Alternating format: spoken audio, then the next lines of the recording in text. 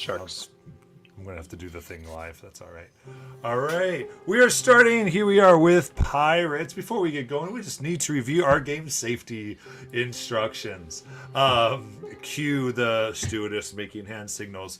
No, in all seriousness, if anything becomes uncomfortable, please simply just do an X with your fingers, or you may type it. And leave it up X with your hands until you're recognized by the DM. You just let us know what's uncomfortable and we will make adjustments. If you do choose type, if anyone notices that, be kind and let me know. I'm not the best at seeing the chats all the time with all the things I'm looking at. And then at the end of our session, we're going to review and do our highlights and direction. This has been the safety procedures for Flight 507. No. That's how we do our game. And last where we left off, our amazing crew of the Kestrel had begun their journey into the first of 3 hallways of a temple that they, well, at least Tak had received a vision of possibly what needs to be completed or discovered or adventured in order to fully cut off a certain group of Druids from a source of extreme power deep within. After climbing up a waterfall, going down a path, finding for some reason a kind of boathouse with boats and a very, very well-maintained fishing rod, which they took, began their journey down. The water's been rushing around this raft, bouncing off this kind of small cavern that it's going down, pushing. It's sometimes fresh water splashes up, sometimes it's salt water. It's as if it's constantly changing and motioning, and other times it feels to be like that. It's like cloudy with heavy minerals, almost like it's pulling water from various places all at once, and there's this constant shift. You noticed 3 dark shapes come up as you just saw Finns getting ready to maybe guard something that you are heavily and quickly barreling towards. We are on an 8-foot raft that is just maintaining its balance with all of you on it. Let's go ahead and roll for some initiative. In hindsight, I feel like we should have gone with the 2 Multiple 3-man boats. But Maybe. We don't know that we're screwed yet. It's possible.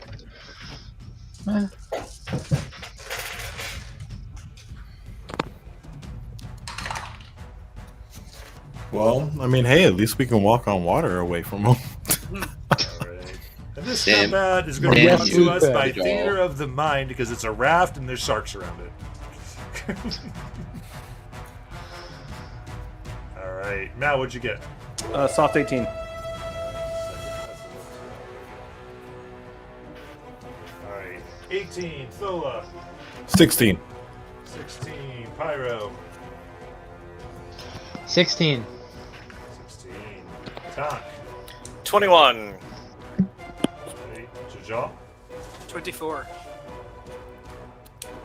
22. What? Which all just rolling better than me. 22 for Caldrum. Let's see here. Thola, Pyro, who's going first? That's I mean- what one of you up on. I will go first, just in case I feel nice for Pyro. Nah, fine with me. Perfect. Alright. So you look, these shapes really are about 30 feet away from the raft. Jajal, it is your turn. Okay. Let's see. Do they? Can I sense if they're hostile? Yes, they're hostile. It is Okay. they're very clearly coming. There's just, it's yeah. Okay. And they're about surface level, like we can see their fins. You can see the top dorsal fin. Okay, that's all I need. I'm going to take that dagger of returning and try and throw it.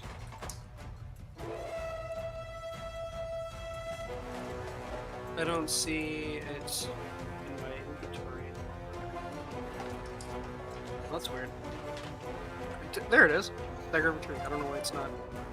That's weird. Okay, yeah, I'm gonna go ahead and throw that at it. Sorry, but I must have misclicked it. My bad.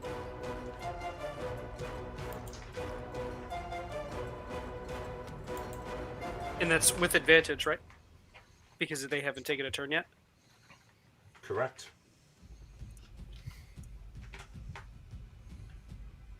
Uh, 18.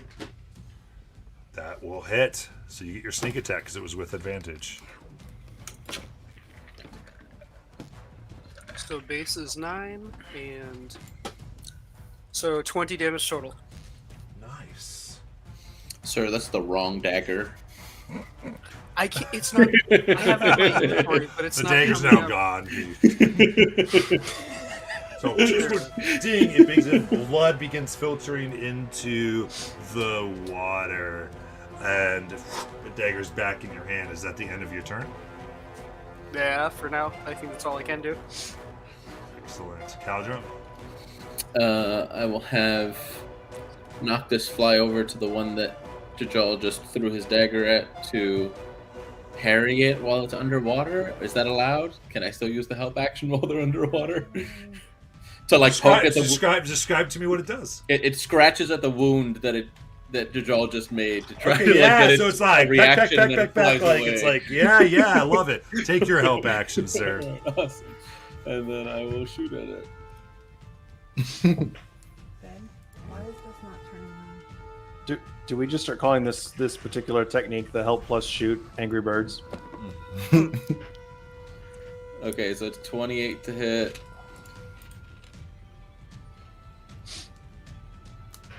Only 10 damage. That's so unfortunate. I'll take another shot. I'll burn a grit for An advantage. overshot, at least. I'm not in the way.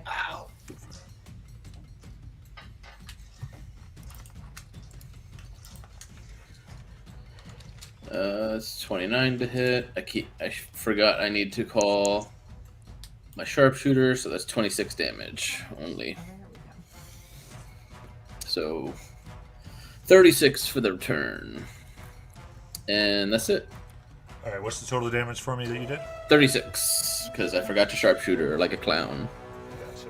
We've had a couple sessions without having to combat, so I done forgot how. Fair enough.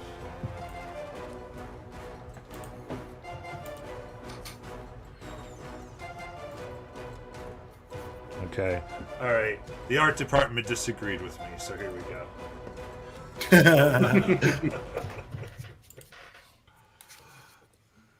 Oh, fun. Next is going to be Talk. So I open up the Angry Birds app. Nice.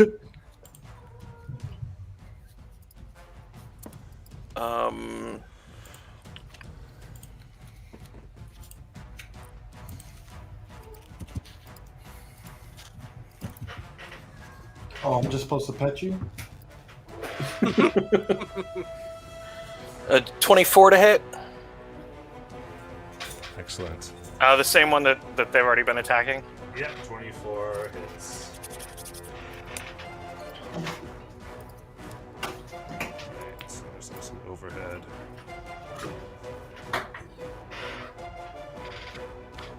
For 17 points of fire damage. Is this your firebolt cantrip? That is the firebolt, yes. Perfect, yeah. The fire rings out, hits in the same spot as now the real bird and the mechanical bird is just tearing away. It's it's almost cauterizing the wound at this point, but it looks like it's nasty and getting infected. It's not good. With that, And then yep. bonus action, Gidget is going to take a shot. 17 to hit. That hits. All right.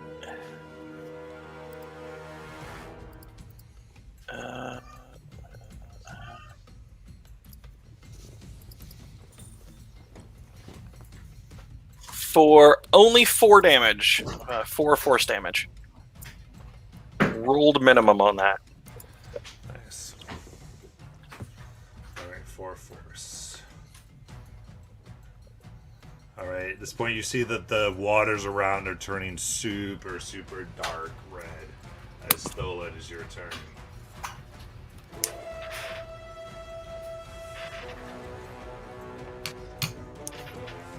You muted, bro?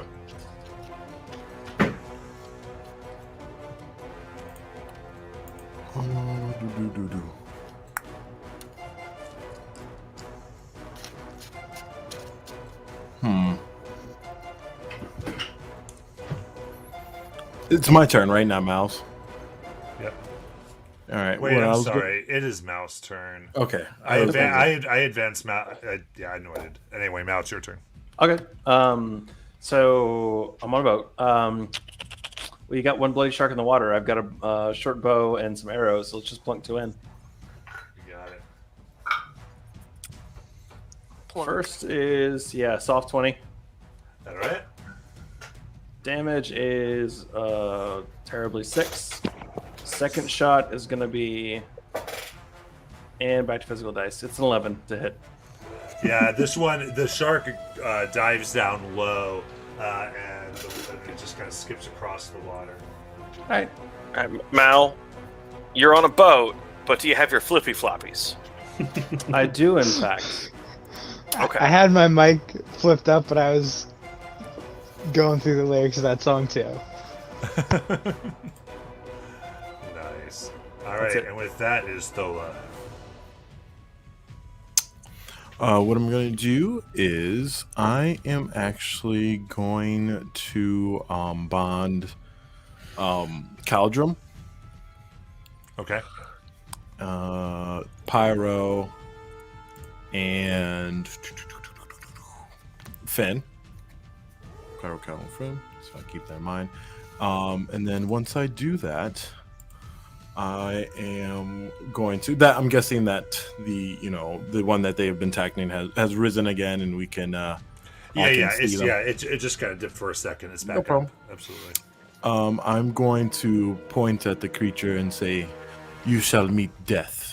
And a bell rings underneath the water and ripples from the shark, and it needs to succeed on a wisdom saving throw.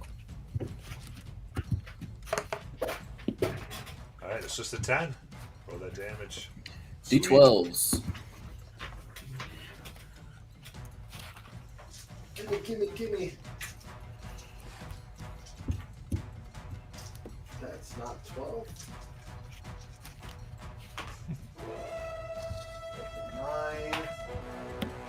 9. That's going to be 11 total. All right. Yeah. You guys see the vibrations and hear like the muffled sound as you see parts of the shark begin to rot away. Its skin just floating in the water, and then again, this is a rushing tunnel, so it just gets swept back behind where you're going. And Pyro, it's your turn. Okay. I'm gonna just keep it simple. Can I hit the remaining 2 with fireball? It's still all 3 are still up. Oh, well then I'll hit. Can I hit all 3 of them with fireball? Yes, you may certainly try. All right. I'm gonna, I guess, cast it on the middle one or right around the middle one. All right. They got a 7, a 1, and a 1. Roll that damage. All right. I love that clitter clatter. Yeah, I The need to sound of remember- those math rocks. I need to actually put a note in like my calendar to bring up my 27. tower. Nice.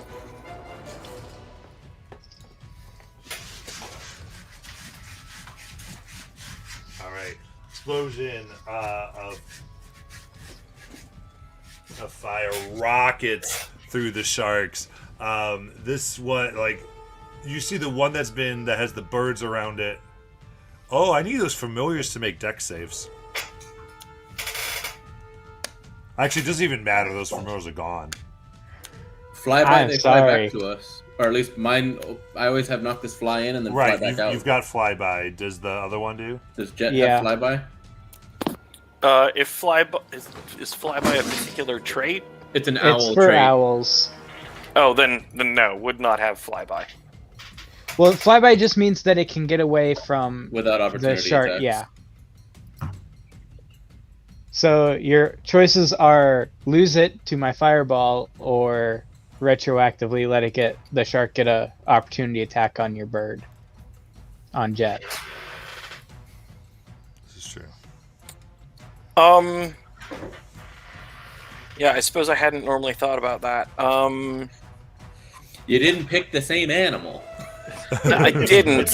It's not I often didn't. the clear ends up crispy. For reasons.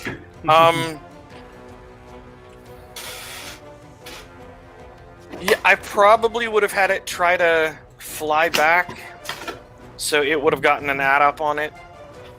You got it. That's a 23 to hit It hits. for plenty of damage. Cool, so it's down either way. I'm assuming because its HP is like 3 or something, right? 18. Oh, 18. Then I'll roll it. 23 damage. Okay, cool. Yeah, it's down either way. How does yours have so much HP if it's Find Familiar? Because it's an anvil rot raptor. Oh, okay, because my owl has 1. Yeah, it's an approved D&D familiar. Strangely enough. All right, Pyro, is that in your turn? Yeah. He left you alone. I mean, just we don't have any movement or nothing, really. So, Roll around the boat. yeah. Okay, this is going to be the shark's turn. Damn it. I think we need a bigger boat. Wait, are all 3 still up? Yep. Jesus Christ. Well, we normally melt people, so I guess that's fair. I forgot to sharpshooter. I'm sorry. Damn. I already apologized.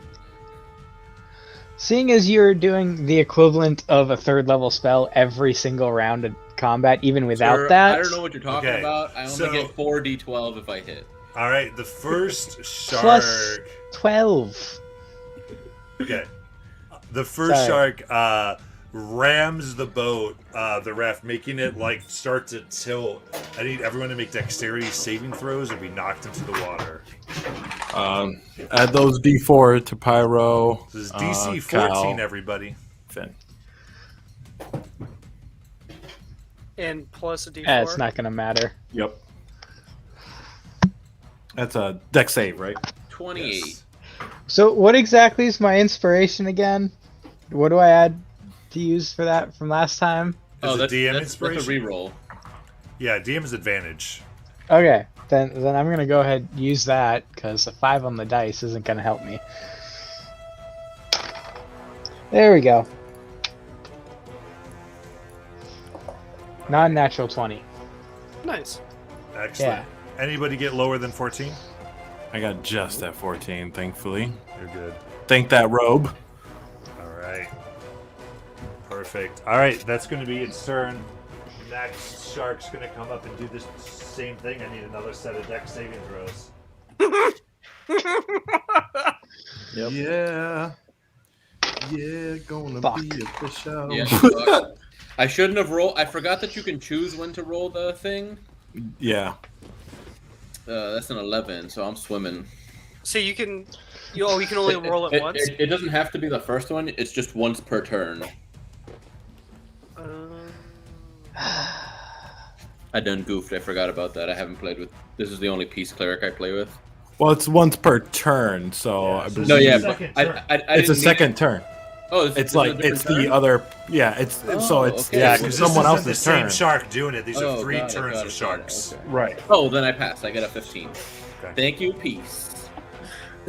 Thank you, balm. All right. I anybody- go All right, hold on. I need to roll my inspiration. Motherfucker. That's a 10. Oh wow. Anybody else fail? Yep. Yeah. So I didn't even bother rolling the d4 because it wouldn't have helped. All right. Is that Jajal as well? Yes. Oh no. I rolled it too. So you're tossed out of the boat as it's rapidly moving because of the current. So you're tossed here. Jajal's tossed over here. Here we're gonna go this direction. There we go. Bye, everybody. Into the water. As the finer shark comes in, and it's gonna go for some Thola. Nom nom nom nom.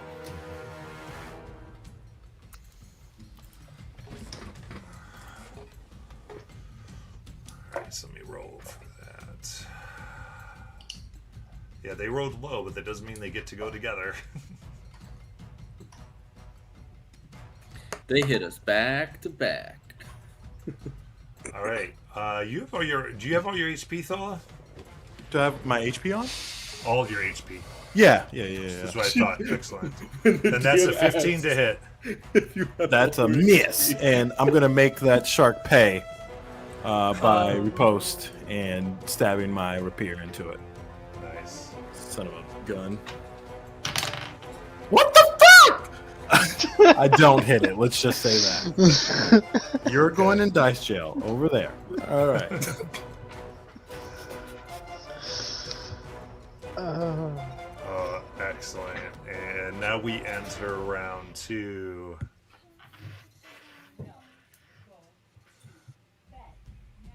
Okay, so as these sharks are chasing you down, what's good is that because of the current, those of you out of the boat are kind of keeping roughly in the same position because you're getting thrown into the water as well as the boat. However, these tunnels now are taking very, very sharp turns. And you feel like if someone doesn't try to control this boat, it's going to be very, very bad. Oh my god, I have a great idea. So it is now Jajal's turn. Okay. Well, do I see any of them from where I am? You can maneuver around if you so desire. You can try to get back in the boat. Well, this is a raft. I have a boat up, so you can easily get in the raft. Yes, you can see them because it's a raft. Okay, I think that. Oh, by them, I'm sorry. I meant the sharks. My fault. Yes. Yep. Well,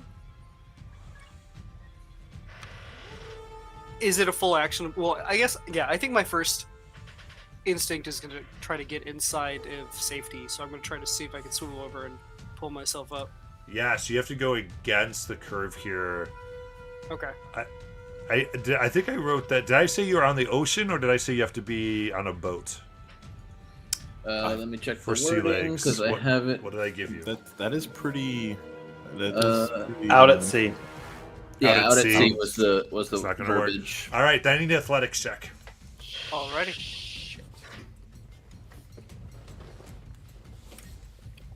Come on, big money. That's an 18. 18. Hey! Yeah, with an 18, you're able to use your full movement and get back onto the raft. Whew. You're pushing hard against the current because even just that 5 feet is so hard to traverse. Alright. Can I see the one that we damaged? Mhm. I'm going to yell at it and say, that was rude, and your mother was a slimy catfish. It guessed Mind Sliver. So it's got to make an intelligence saving throw. I love 14. it. Shark's not that smart. All right, so it's got an 8 on the die, -5, 4, 3. Nice. So that's going to be a dual max damage, 12. Nice. So, Ooh. in this moment, contemplating what you said about its mother, it is so upset and it hurt that it just kind of goes on its side and floats away dead. You insulted it to death. It worked. and it not worked. and not even with vicious mockery. I'm amused with myself. I love it. Alright, That's my turn. very fun. Then that will be Caldrum. All right, Noctis will fly over and scratch at the one that attacked Thola, and Yes. or peck, how we want to do it. So sharpshooter, because I remember how to do this again.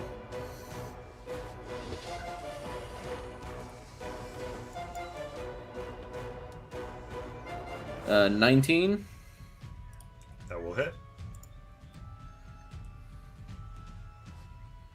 35 for the first one. Nice.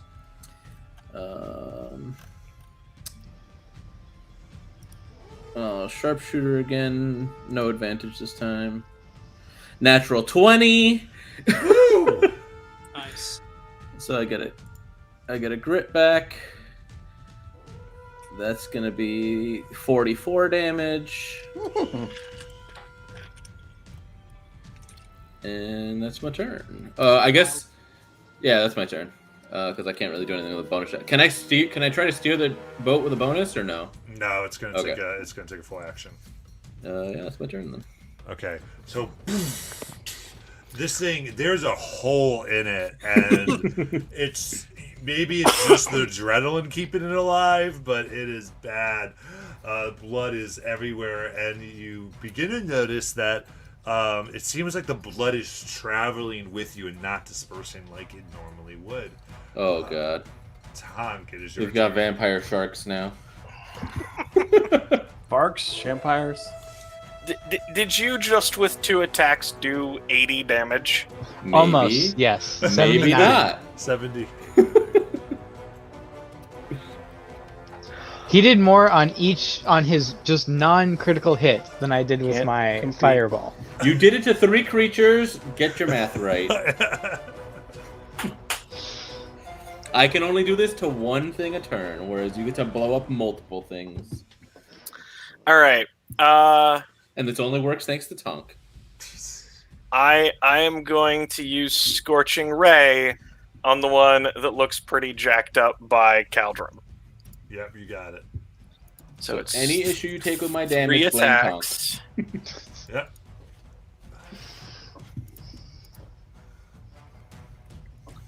The lowest of which is a 19. Okay, so then they're all gonna hit. Okay. So it's...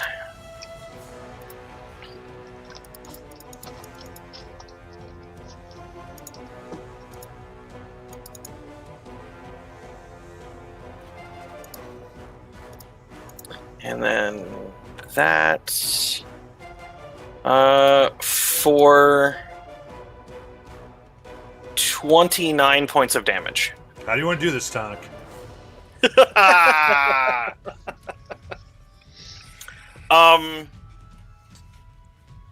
Like it's swimming, but it's got like just the 2 just giant chunking holes. As like the three Scorching Ray beams, like they hit it and then they just like focus in, and it just sort of, as it focuses in, it just sort of like finishes slicing it in half, and then just 2 pieces of shark float back in the current. Excellent. Yes. As you just laser this thing in half, it's the 2 pieces are following, free floating. It is gone.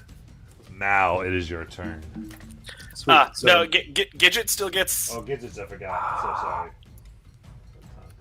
I mean, now Gidget will miss, and that's okay. Okay. Go ahead, Mal. Mal's gonna scramble back on the boat. I was gonna what? Scramble back on the boat. Oh, I didn't realize you fell off. Yeah. That was a miss. Yeah, Yep. sorry. All right. So So can I go use? ahead and make a athletic check? Yeah.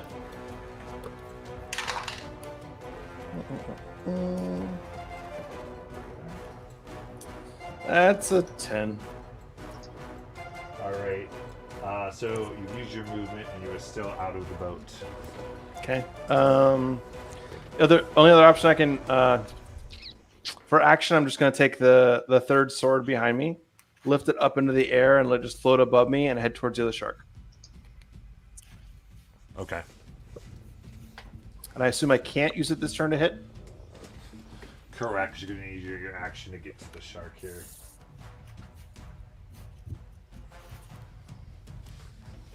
You can't attack on the first turn that you activate it? He tried to get up on the. Oh wait. Oh no! I'm trying to get on the boat. I'm trying to send the dancing sword towards the shark. Oh, the dancing sword. So sorry, I misheard. Yeah. Yes, you may No, attack. it's all good. So I can attack? Yes. Yes, yes. So you're using your action for movement to try to get back on the boat. Yes. Okay. Yeah. Enough virtual dice. 11 won't hit. Nope. Nope. All right, so you can All make right, another that's it. athletics check for your action then, if you want. Okay. Natural 1. Fuck me. I'm telling you guys, it's not that that they're virtual. That's not the issue. It's just dice fail. That's all. I know. I would say with the natural one, kind of a part of the current kind of pulls you under, and you right now you feel yourself stuck underneath the raft. Great. Awesome. End of turn. Phil, as a reminder, you're still barreling towards an edge of the cave. For sure. I will actually call out to Caljon and like, let the shark try to bite you, and then I make my way to the boat. Okay. Go ahead and make athletics if you want to get on the boat. Let's go back to that's not okay. You're going on purpose. Okay. I'm pretty sure 21 makes it. Absolutely. You're on there. You have your action. Then what I will do is she'll like shake off a little bit, and there's one more left, right? She will point at it and say, "You will die," and also a tear is ringing bells, All right. and we'll need to make a wisdom save. 18. That will make it. All right, this time maybe the sharks are learning, but you're unable to get through to it. Not All right, cool. becoming more wise. Look at them. All right, Pyro, it's your turn then. All right, Pyro, being very upset about being in water again. He every time gets dumped in water.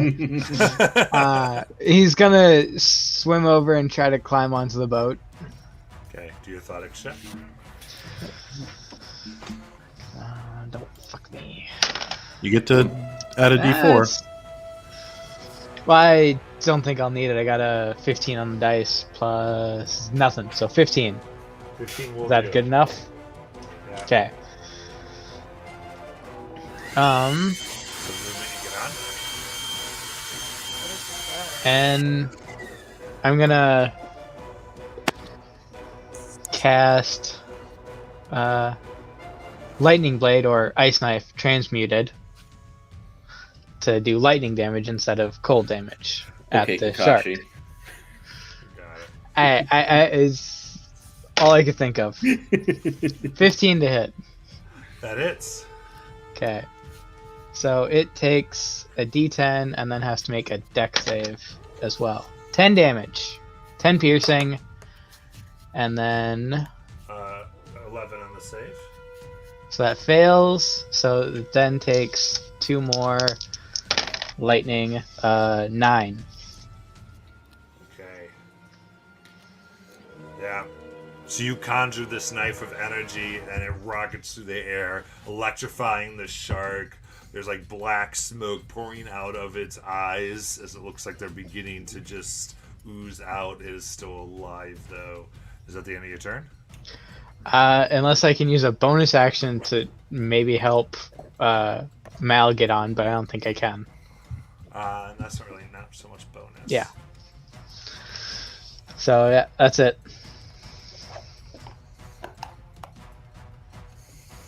Okay. The boat rockets down and slams against the wall you had seen it going towards. But actually, let me do this in order first. The shark will get its turn.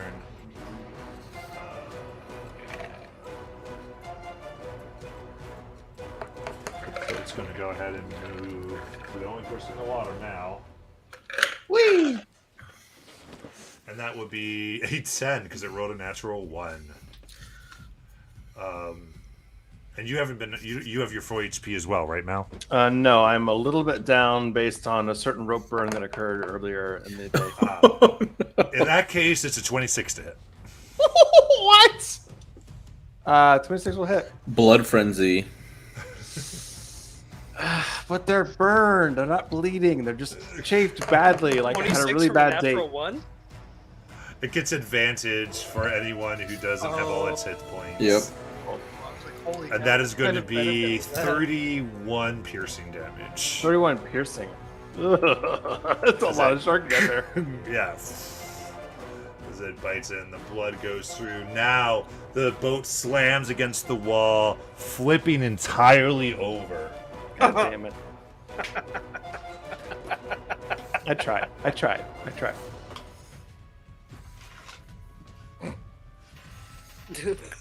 Horse treatment. Accurate depiction of what happened. Yeah, that is. Do we get to try to deck save to jump onto the rock that it just slammed into? So it's more of a rocky like Oh, like an outcropping from an underneath. outcropping. Got Yeah, it. it is. You're in the water. Jajal, it is your turn. Okay. Well, disoriented and finding my way back up to the surface, hopefully. Okay. What, And so we're gonna say, since everyone is in here, if any movement from the view of the camera or towards the shark is going to be considered difficult terrain because of it's against the flow of the water. So half movement, just as a note. So you're basically saying that away from the camera is effectively uphill, right? Like further from us, more Yes. difficult. Okay, Yeah. got it. All right, go ahead, Jajal. Okay. If that's the case, I see it entangle with Mal, and I'm going to pull the rapier out and just kind of swim with the current and let that guide me into the shark for a strike. Seeing if I can use the momentum. So you have the shark's up current from you. Oh, gotcha. I thought it was going the other way. Okay.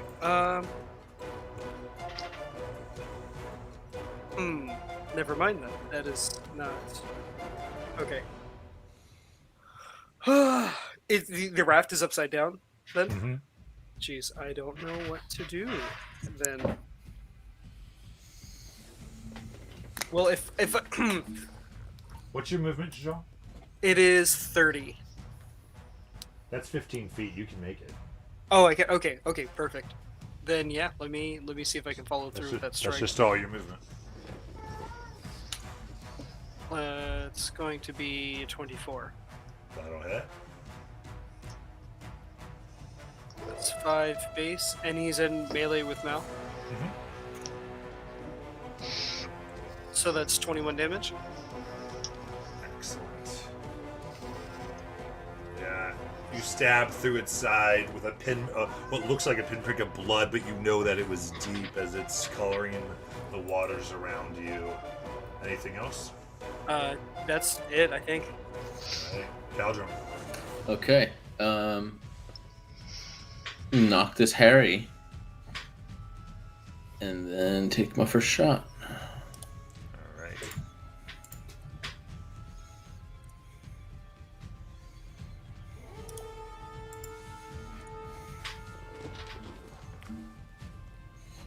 Okay. Oh, frick, I forgot to call sharpshooter. So that's 29 to hit. It's going to be 22 damage. Okay. I'll burn a grit for advantage. Sharpshooter. Just trying to help you.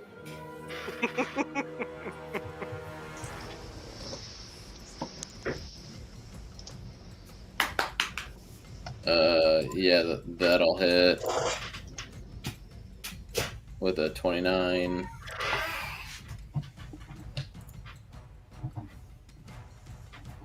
That's going to be 29 damage. Okay. All right. You see some of its like some of its organs are exposed. It is on by a thread, but still swimming menacingly towards you. Or still engaged with Mal.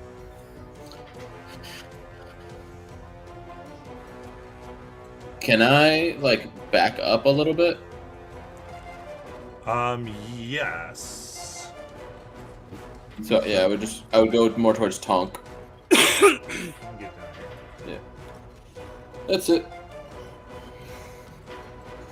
If you shoot me in the back, I'll be a little bit upset. All right. Now it is Tonk's turn. I'm gonna try and fix the raft. Okay. So what do you want to do? Do I get the feeling that I'd need to flip this thing back over in order to be able to control it properly? Yes. Then I'm just gonna like grab the very edge of it and like put my weight and try and kick down and try and flip this sun. I don't know. All right. Give me an athletics check.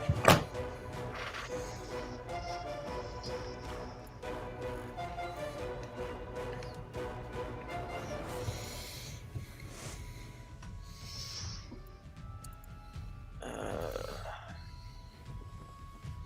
17. 17. You are able to flip the raft up. Holy crap! Holy crap! I'm actually rather impressed. And then can I get on it?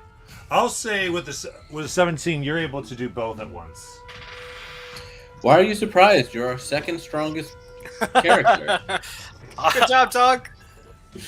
I Yeah, mean, who says Moose can't swim? Look, athletics is still +0 for me. All right, like, look.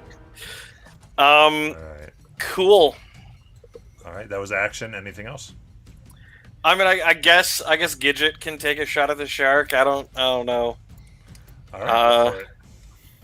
Gidget. Dirty 20. That is. Does Gidget get his first? How do you want to do this? 7 points of force damage. 7 points of force damage. It's almost there, but not dead yet. It's like now like actively like bones are becoming detached from it. The current itself is doing damage. But it's I would have alive. laughed if Gidget had gotten a "How do you want to do this?" That would have been hilarious. All right, now it is your turn. All right, I have a stupid question, or maybe not. What does a shark weigh typically? So it is considered huge. Okay. So that's going to be, I think, upwards of 2,000 pounds. So okay, got it. Makes sense. I mean, my answer is quite simple. I'm right next to the shark. I'm gonna do 2 stabs in the shark, and bonus action, the floating blade goes to the shark as well. So just like stab, stab, stab, stab, stab, stab. Okay. So from my 2 short swords, it's gonna be all right. 13 is probably a miss. That's a hit. That's a hit. Yeah. Sweet baby Jesus. They have a lot of HP, not so much Okay. armor. Now, how do you want to do this? All right. So Mal, with an obvious look of frustration on his face, grabs 2 swords, has the floating one behind the shark, and just goes full pincushion all at the same time, like all of them go in, making complete holes in the shark, and then pulls them all at the same time. I love it. Yeah. Whoop, whoop, whoop. 3 blades go in, and you wrap your arms around, put your foot against the shark to give yourself leverage, and boom, push it, gets him out. With it, you tear out its heart as it floats away. A heart and a shark body. Let me grab the extra floating sword that's above me, and move towards the boat and be like, "Get in the goddamn boat." All right. Listen, if Sabin can suplex a train in Final Fantasy VI, you can suplex a shard if you try hard enough. All right. We'll say for the purpose of this, everyone give me athletics checks to get back on the boat. Who's off the boat? Caldrum and Finn, take your D4s if you need them. Please. 13 plus 4, so 17. 15. 18. Look, That's if 20. Opal can flip a crocodile with a whip, Stop it. Stop it. Stop. Stop. Stop. Stop. Right? Stop. Leave it. Ow! Look, if- Don't bite me. If 2.5 foot tall Tog can flip an 8-man raft, Cut it out. I All love right. you, baby. Anybody get lower than 15? Woo! Looks like we're good. One by one. everybody. Mal, steer this damn thing. I'm trying.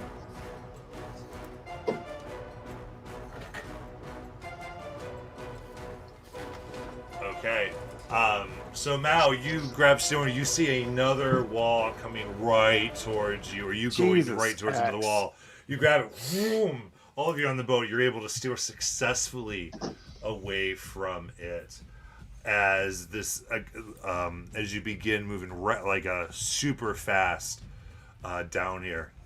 Another about 30 seconds goes by as you notice the water's now becoming more, looks like partially red, partially the blue,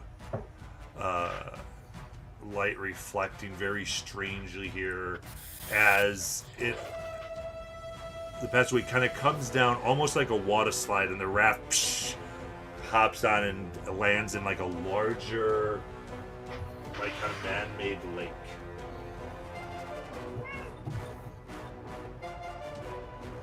And there's no more current, and you're floating, and in front of you, you see a beach. Like a sandy beach or rocky beach, or just like a random beach. Guys, we get to have 2 beach episodes in this one place. Oh, you see a beach that contains 50 feet of sand before it meets a solid stone wall that curves up and caps the room. This I will- large I will- cavern. Keel Sit- towards it, but not too fast to make sure we don't hit too hard and break the boat. Gotcha. Well, there's no more current. There's so- no current, so now you're rowing. We still have momentum, right? Yeah, a little bit, but not. It's like Okay. you're rapidly losing it.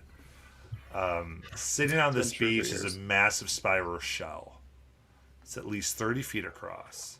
A spiral shell like a nautilus or like some kind of... Explain. Yeah, so it's like almost like a snail shell that spirals Okay. around. It's primarily an off-white color, but you see that portions of it have like a bright pearlescent shine. And as you grow closer, you see bright blue runes that are etched into the side of it that shimmer, light up, and dim again, creating this dazzling display in the water and on the walls. Is there a door at the bottom Of what? of this shell, making sure it's not like some kind of fancy wizard tower? You're gonna have to investigate it. You're still in the raft. right Okay. I was thinking more like So- Moana flashbacks, like the weird crab with the... Oh no, I'm down to fight a giant crab. I just want to Sure. make sure we're not running up on some like archmage's underwater sea tower Would or be the shell first time. tower.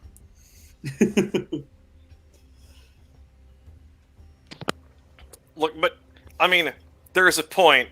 This thing does seem very shiny. now. Subtle, very subtle. It's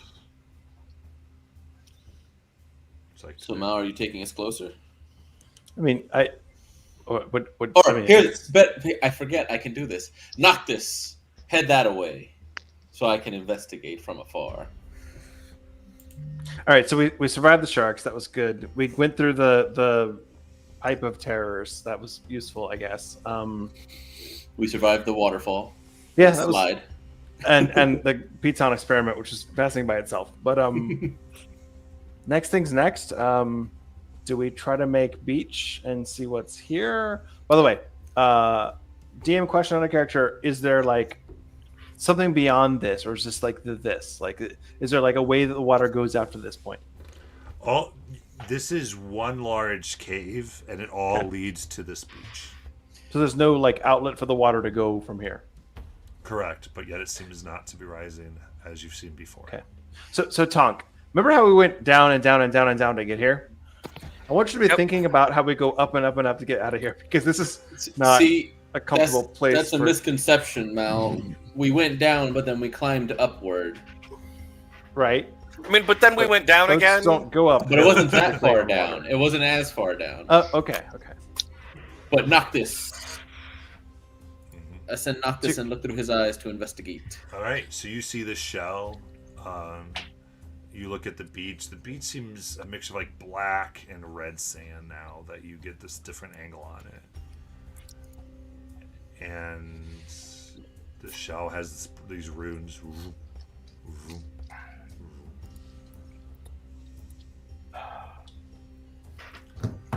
Is How do there you set any that? of the... through Nox's eyes, do I recognize any of them to be arcane magic from what little I know and the studying that I did? Sorry, ask your question again. Do I recognize these to be like protective wards, like from the studying that I did and what I've seen Tom do? Sure. Give me a perception check for Noctis and an Arcana check for you.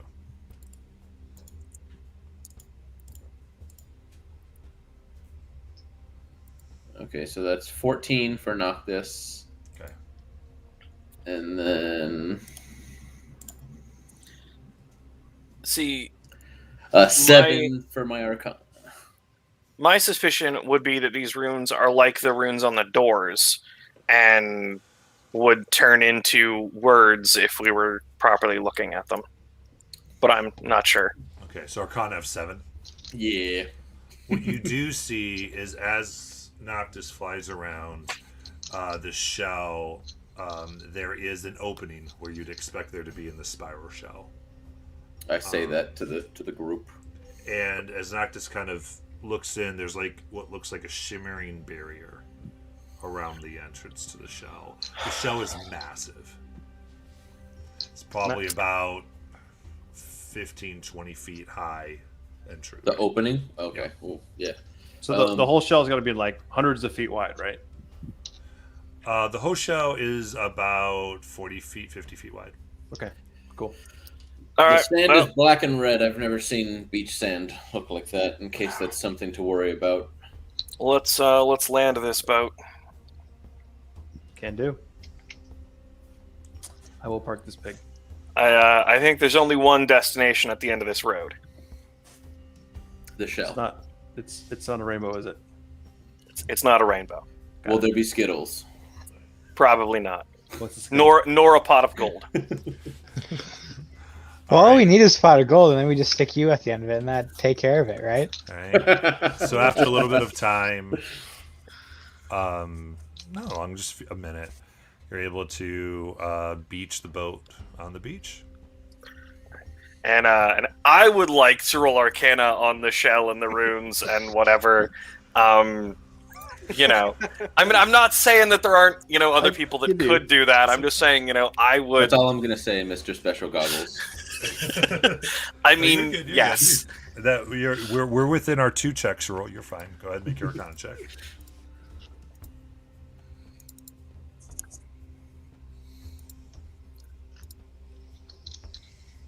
21.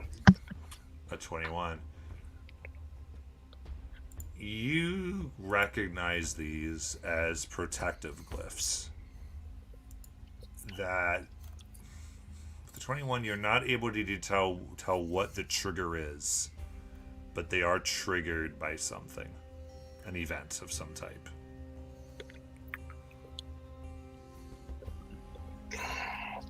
All right. And what do I get? Like, do I get the feeling that if these were triggered, it would be like, is this repulsive? Like, it would be bad for us if they got triggered? Is that the kind of feeling I get from them?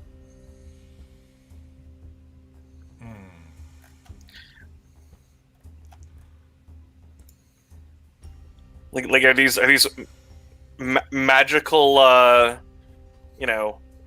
Oh gosh, what am I thinking? Like magical trip mines here? Is this the feel of them?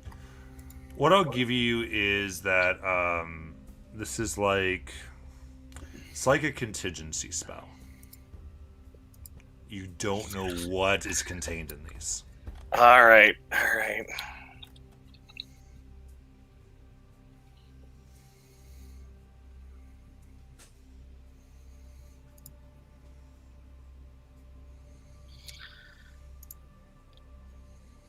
Do we notice anything else on the beach? Like, does it seem like somebody's had like a campfire or like a fishing spot or Like an oyster roast or what?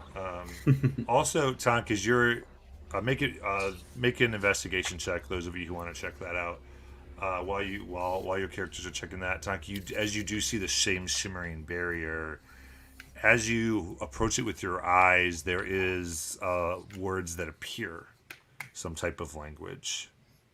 What language does Tonk know? Tonk knows Common, Draconic, and Gnomish. Don't recognize these characters. Okay. What were the investigation checks to the beach? 17? Okay.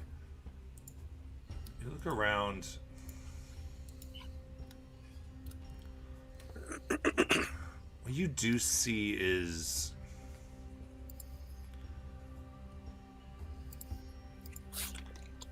there is like a thick black substance that's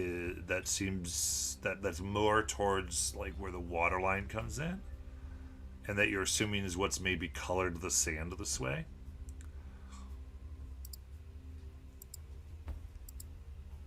Does it feel different? Like the sand substance? itself?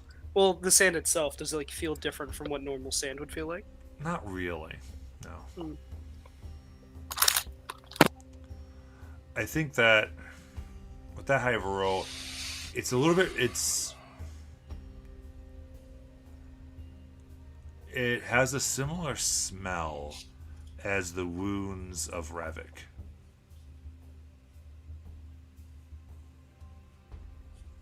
Like what his wound smelled like when we got to Like him? when you're around him, yeah. Hmm. The thorns and everything.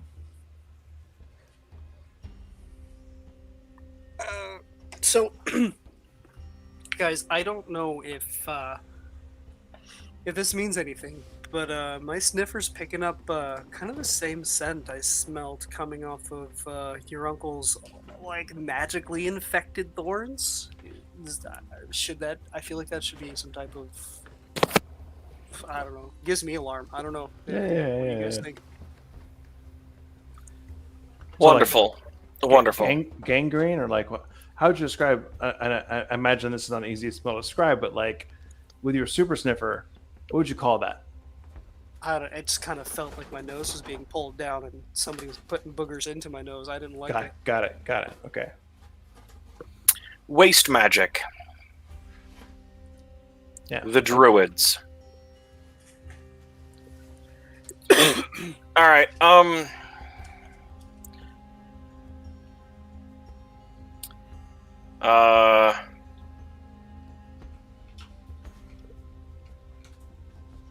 are we doing? Well, Mal, if this doesn't work, it's been fun, and I'm going to walk towards the barrier on the shell. Okay. There You goes walk a smart towards the one. barrier. Are you touching it? Yep. Okay.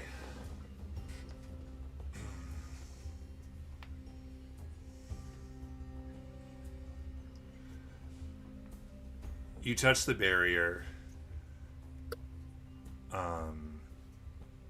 and it's a little like water, but it resists you. You can't go forward, but you see it ripple in concentric circles around where you touched. And you feel all the sands around you stir.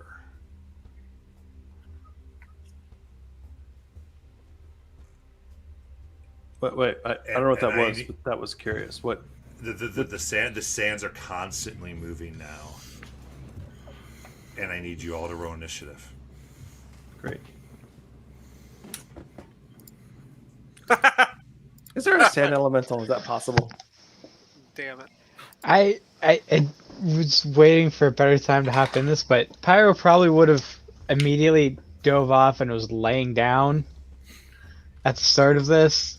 Yeah, Just- we'll get there. We'll get there. Okay. I'll let you tell me where you think you are before I continue. So let's do.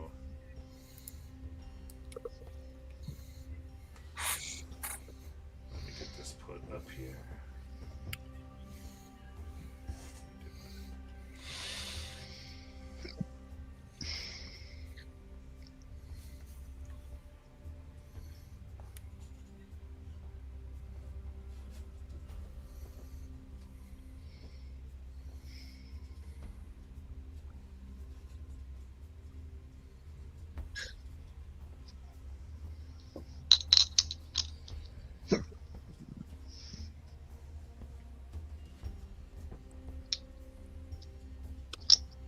Perfect.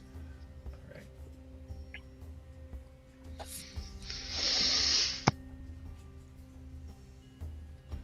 So now, what'd you get? 23. Lola? 20. Pyro? 14. Tonk? Look, this door is pretty. So is that a 1 or is it close to it? It's a 5. Close to it. Jajal. I rolled a natural 1 also for a total of 9. And Caldron. 27. Nice. Before we begin, has it been 10 minutes since our, I guess, boat attack? No. Okay. So you guys are still bonded, the ones Sweet. that are. All right. So, in that case, Does that apply to initiative? No. Oh, okay. you tell me where all y'all are here. Is it a skill check? I don't It is know. a skill check. It's a attack roll, ability check, or saving throw. Yeah, so you could And- use it for And initiative is a dexterity. skill Oh, check. true. Skill check, True, yeah. true, true. Oh, so we can add those Whoa. modifiers? Yeah. Yeah. Yeah. Yeah. I never really thought of that. Huh. Okay, Add your D4. Pyro got a makes whopping 15 then. All right. I'll get to that in a second. Let's Sure. do. So, Pyro, you're laying down over there. Yeah. Basically, Pyro got off the raft and just face planted into the sand. Turns out as a pirate, he doesn't like boats. All right. Well, look. Joe, where are you? I probably meandered off maybe about 15 feet, like as I was looking at the sand. So I'd be like on the dark sand part, but not too far. So, like, meet up there. Yeah. All right, Caldron. I probably would have been behind, or if I can, like looking at the map now, I don't know if I can be behind Tunk while he was examining the entrance or not. Yeah, so Tonk's here at the entrance. And then you would be here. Not like directly behind, but I also don't know because you said that it was like beach and then it ended at a wall, so I didn't know how much space between the wall and the shell there was. Well, you have room to be right there. Do you see it? Yeah. Cool. Now? So, Mal's feeling fairly protective over Tonk and wants to be either right next to, so he can jump in front of, or like really close to Tonk, because you never know what's going to happen. And our magic type dude, maybe thing ish, whatever he's called, probably needs some protection. Because sometimes dumb things happen to Tonk, or Tonk does dumb things. And sometimes you get in front of it. All right, and Thola. I'm following Finn to make sure he doesn't do anything stupid. Me? Think I would do something foolish? Not once. Fair. Okay. We're there. I am unsure at this point whether Finn or Tonk are more apt to do dumb things. But like it's Finn because Finn doesn't really think about it, and it's Tonk, and Tonk's done all the thinking and then has decided to make the dumb decision. Man, if you guys aren't sure, we can have the stupid Olympics anytime you want. Just not. I feel like Pyro would at least be a contender. yeah. I mean, he did basically do a swan dive into an 80-foot hole when after walking through a wall of fire with no real plan at all just a couple sessions ago. We accept your nomination.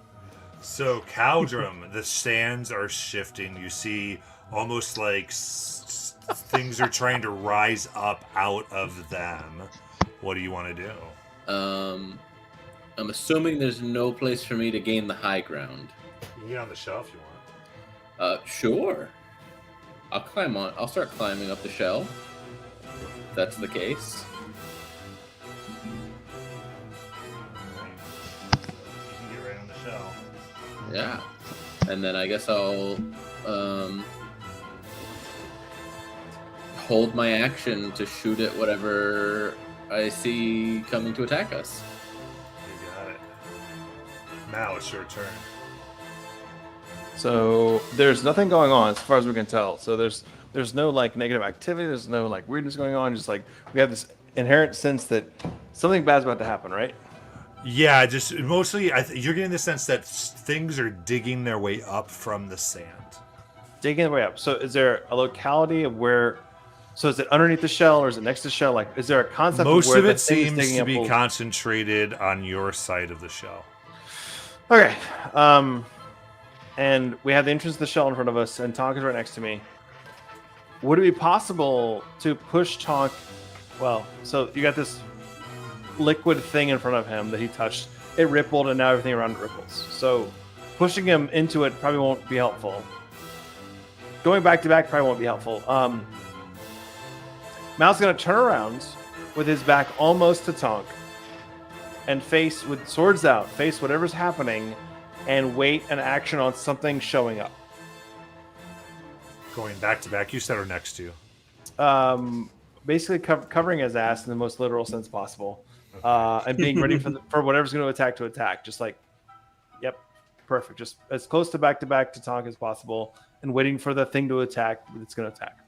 You got it. And again, wait action on something showing up. You got it.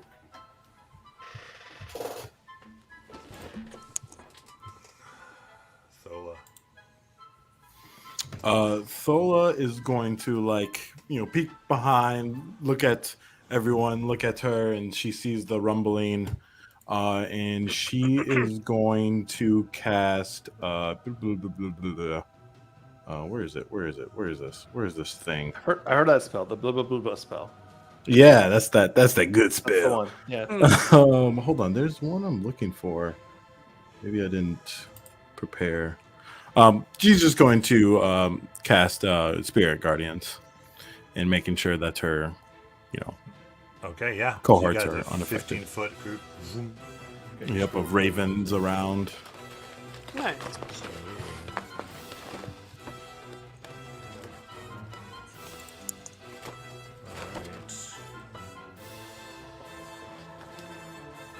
This should be a good.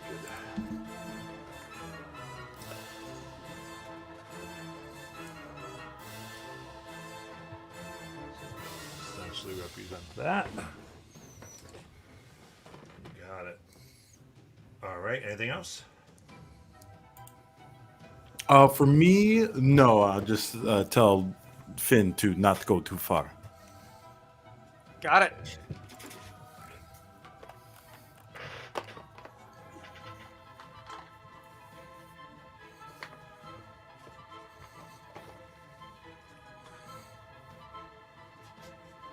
All right. So, Mal and Tonk right next to you on the side closest to the water. Two arms shoot out on either side and begin to lift up a decaying body. When you say arms, you mean one how big and two what kinds? It's like crab arms, or like monkey arms. These or arms like... look humanoid arms from this even worse. decayed flesh. As you see an obviously rotted teeth undead creature pull itself out of the sand. This will trigger Mal and Caldrum's held actions.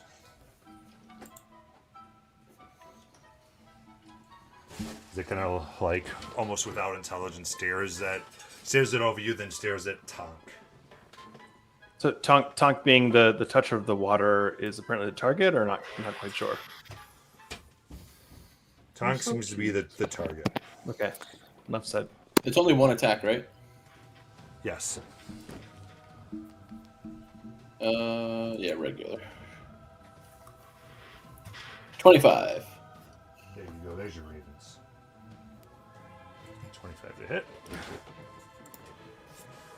That hits. 21 damage. Nice. I think with that, there is a massive hole in it, and you see that it stumbles as though it's off balance, but still managing to keep itself upright. Now? So attack of opportunity again, right? Same idea. One attack only, right? Yeah, using your reaction, so yes. Yeah, sweet. So that's gonna be 17 to hit, That hits. and damage will be sweet Jesus 11. Okay.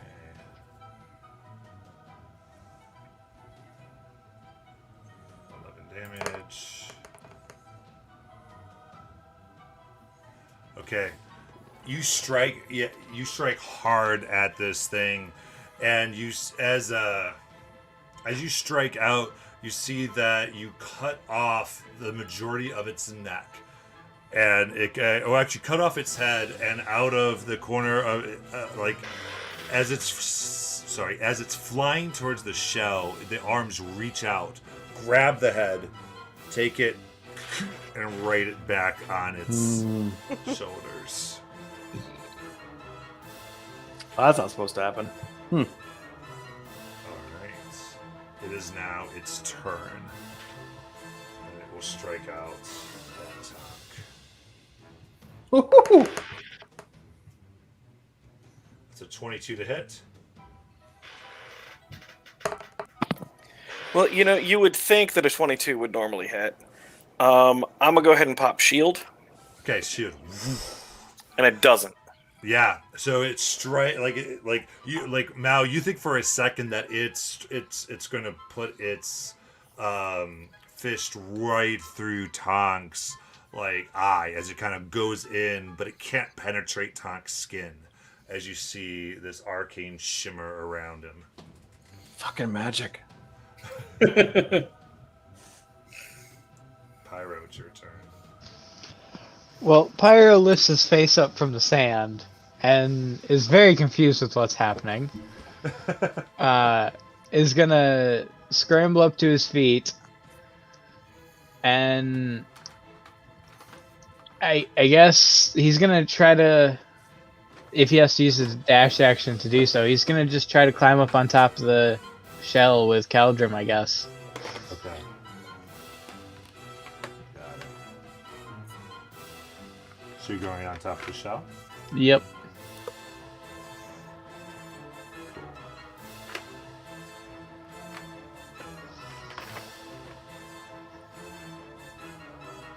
Alright, so So movement have. Yep, you can get up there. Okay. Do I still have my action, or do I need to dash? Nope, you have your action. All right. I'll just throw a firebolt at the skeleton thing. You got it. 11 plus the d4 is 15 plus 8, 23 to hit. Yeah, that hits. Whoop. For 13 damage. 13 damage. The firebolt goes out. It lights on fire. And you see it kind of like as though the fire begins to hit moisture as it starts seeping out ooze, thick black and red, as the fire goes out and it stands. Still animated.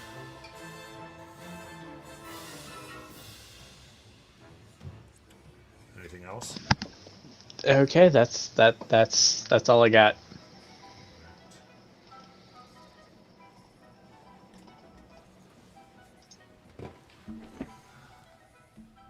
So we've got our next ones here.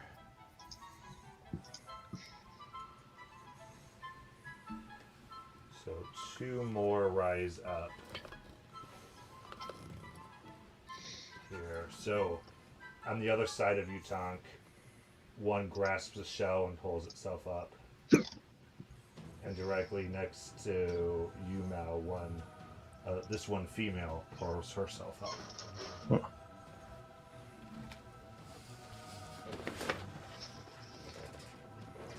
And you start to see, by the way that they're dressed, these have similar hides for armor as the druids. So this one's going to go for Tonk. Fat luck, 13, definitely not going to hit. Next one to Mal for a 22. Yep.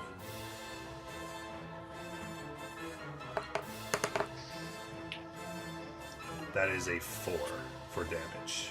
Got it.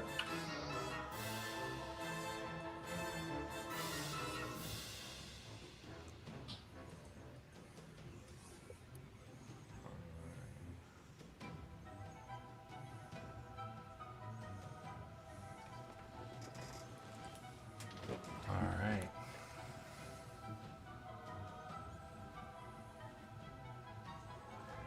Rising from the middle of the shell, you see Keldrum and Pyro.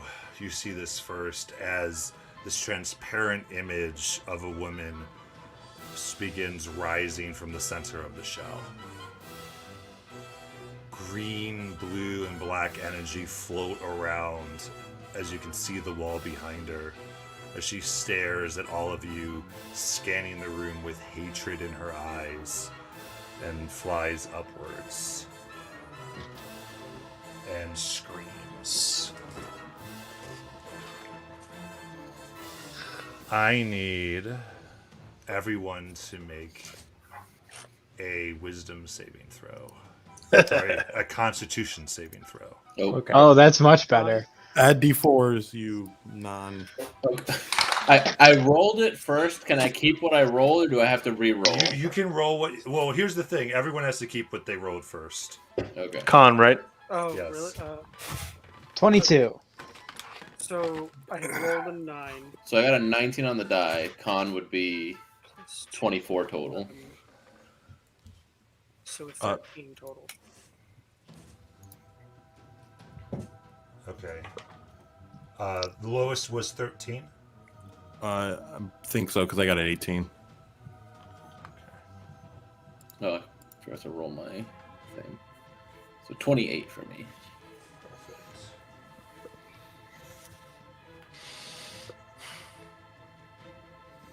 Get her up here. Oops.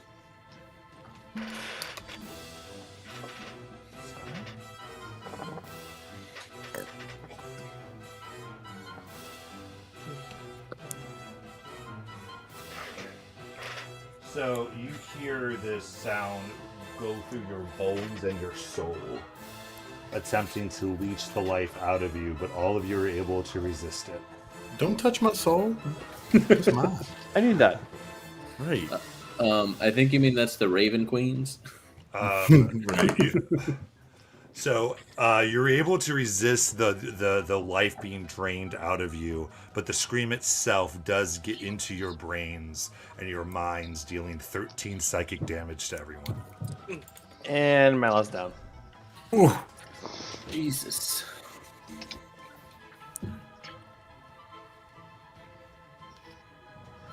Now falls down unconscious. Oh, that's right, the shark. Oof. The shark and the rope burn. Mostly shark. Mostly shark. I suppose we should have short rested before I went to the door. We're all fine. This is fine. It's all fine. Jajal, it's your turn. Getting back up from my knees, I'm going to. Originally, I just wasn't fast enough. I want to scream up and say, "Wait! Stop! We're not." Thinking internally, you know, Tong said this is waste, and the dead look like they're druids. So in my mind, I'm thinking like, it's kind of like, you know, like an outhouse, like all the waste they're pouring down here. And she's obviously pissed because she doesn't want to live in an outhouse, right? Like nobody wants people flowing up to the shores all day. So I look up and I'm like, we're not with the druids. We're trying to fight them. Don't kill us. See if there's any kind of reaction from that.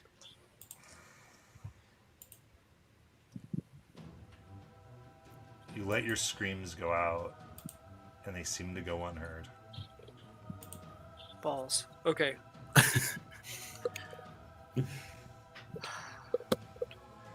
Can I Is that see? is that a thing in between me and Jajal there? Or No, is that's that- your ravens. Oh, okay. Cool.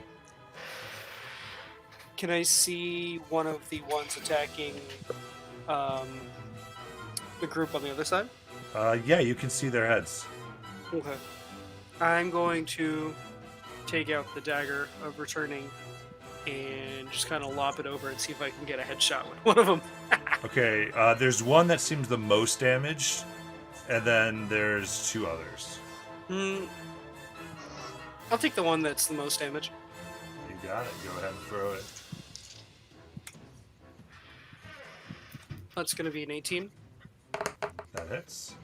And not very high, just 6. 6. They're engaged, so you're going to get sneak attack. Is that under the That's regular sneak attack rules. Oh, it's regular sneak attack. Okay. Yeah, if you're attacking someone that's next to a party member, it gets sneak attack. Okay, cool. Then that's going to instead be a 17. 17.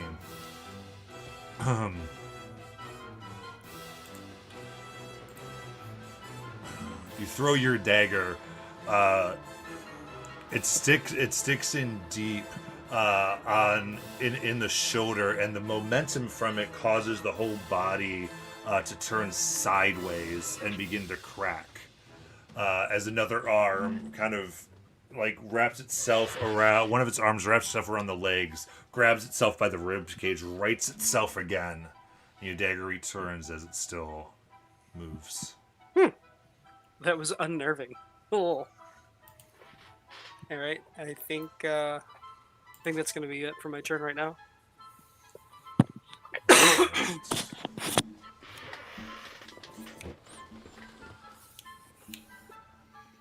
So next we have, let's do this. Two much more heavily armored creatures begin to pull themselves up. This one pulls itself up from the sand, almost where Pyro was, gets itself onto the shell and maneuvers over to Tonk. And the other one from the other side does the same, so it has a way to Tonk.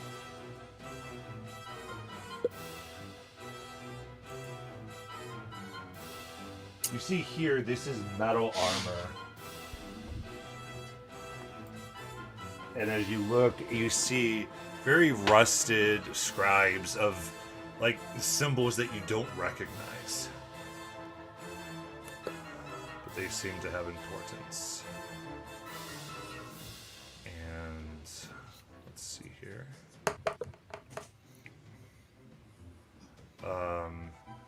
Hasn't been your turn yet, so you serve your heightened AC. 18? Miss. 19? Miss. Miss. 7 will miss. And 11 will miss. So they all begin striking and attack. Tunk These used two taunt, warriors. and he's tanking amazingly. Tonk, it is your turn. So the dudes in the heavy armor were taking multiple swings a turn at me. Yes. Yes. Cool. I'm going to turn to the one of them that is. So I can see 2 of them, and one of them is closer to Caldrum and Pyro. Yes. The one that is not closest to them, I am going to Lich Slap. Okay. For 23 to hit. That hits. Cool.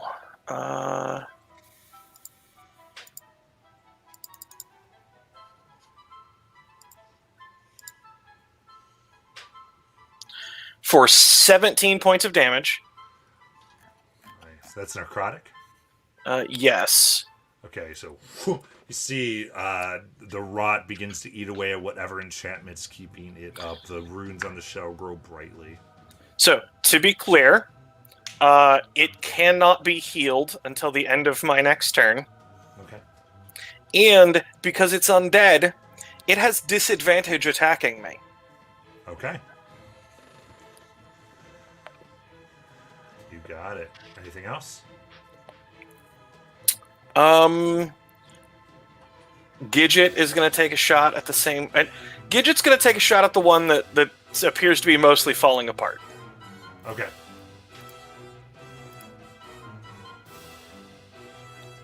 A 16 to hit That will hit. for 7 points of force damage. Okay.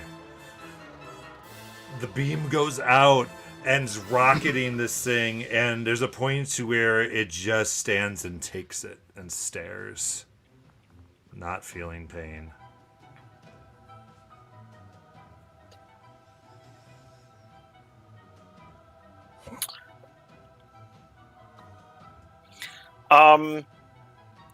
The only thing I'm going to do is, I mean, at this point, I'm feeling surrounded, and there's obviously all these druids, and I wanted to know how to protect this island and this temple, and I'm picturing the multicolored person, the multicolored form, and I'm picturing the ring, and I'm picturing the chains, and the role of responsibility. And I just, like, picturing that form and the ring, I'm just going to holler at all of them, just to the general crowd. You will not have this island's power. Okay. And that's going to be my turn. Got it. And one more undead digs itself out of the sand.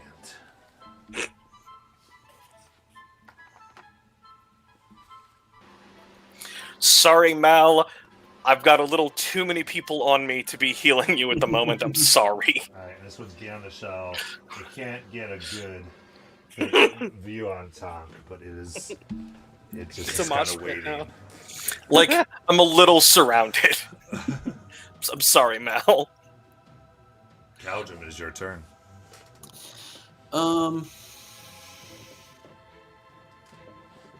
feel like this bitch is important. So Noctis is gonna fly up to her and harry her. I'm gonna take a test shot to see if if my bullets even hit her, because she floated up out of the ground like a specter. So Noctis Harry for advantage. So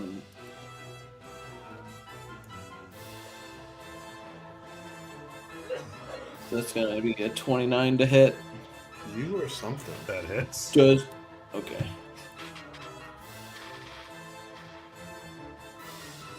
25 damage. Okay. She has this look of just, I would say, superiority on its face as your bullets go forth, enchanted by Tonk's magic as it cuts through this ghostly figure, surprising it. Whew. Okay. It screams, "Gah!" All right. Second shot. Caldrum, I just want to say that when you're like, oh, does a 29 hit? Like, I've seen the TikToks that are all about the GM that's like, does a 29 hit? And I'm Yeah. just I have saying. to ask. I'm not the DM. I don't know the AC. the DMs know the AC of their players. That's the difference. One of these moments you could be like, no. I'm waiting for the day where it's like, you know, no. I mean, you did miss Lashnia, so like, it's gonna be one of those things like, oh, actually, no, that doesn't hit, and it's gonna have like a special ability where it's like you need to roll under its AC, and then I'm screwed. Second attack, I'll burn a grit. This one will be sharpshooter.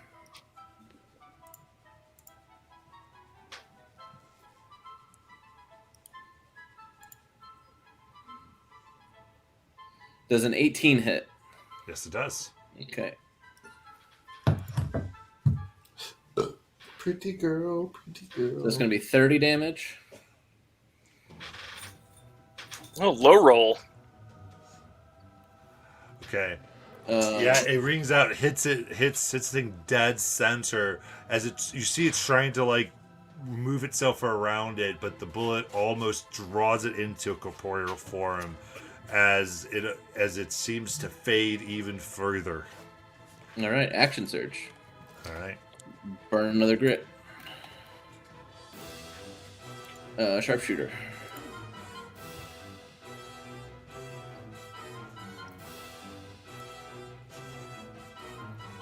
So that'll hit with a 24.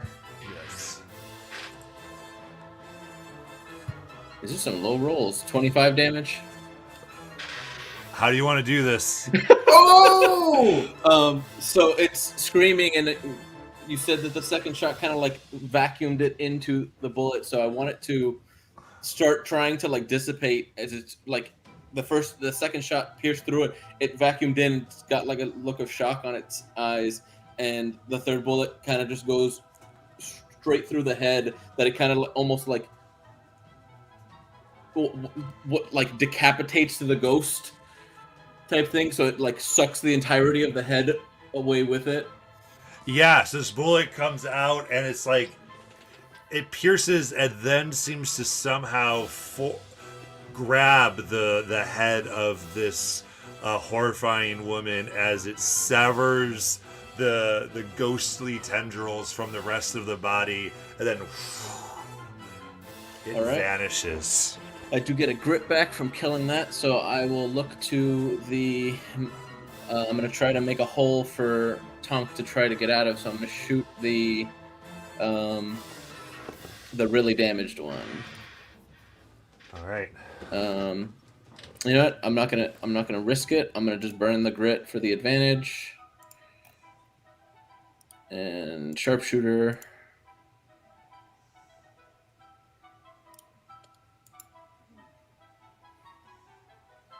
It's gonna be 23 to hit. That hits. That's gonna be 27 damage to the really damaged one. All right. Your bullet goes out, smacks it dead center, and it is everything about it is being held on by some unknown force, and your bullet hits and it just explodes from the force damage. All right, so I will take that grip point back, and then I'm gonna burn my bonus action to Second Wind, All right. and that'll be 11 healing. And then if I can, I'll just be like, Thola, mouth down, because Thola can't see him from her vantage. Got it. My turn. Now make a death save.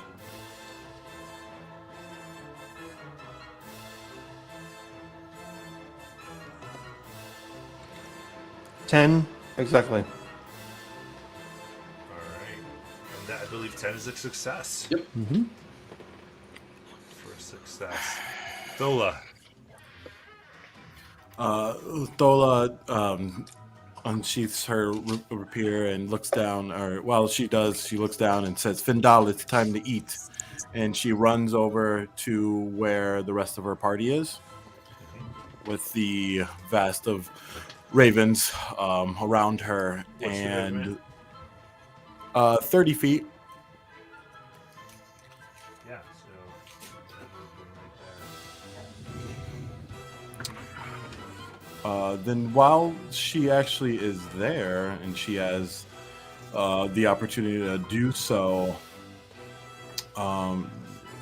here, she's just going to channel divinity, balm of peace, and just run through and try to heal everyone that needs it, and then end in like the middle so that she, as many undead as possible, can be within her 15-foot range. Yeah, so you can get. Also, you can get Pyro, Caldrum, Tonk, and Mal.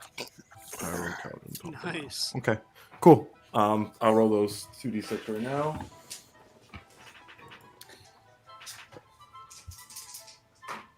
Oh, wow, that's good. 6 and a 5 plus 3. So there you go. If you 14. need- yes, I would say if you need me to do the math, that is 14. All right, that tops me off the last 2 I needed. And then Mal is up.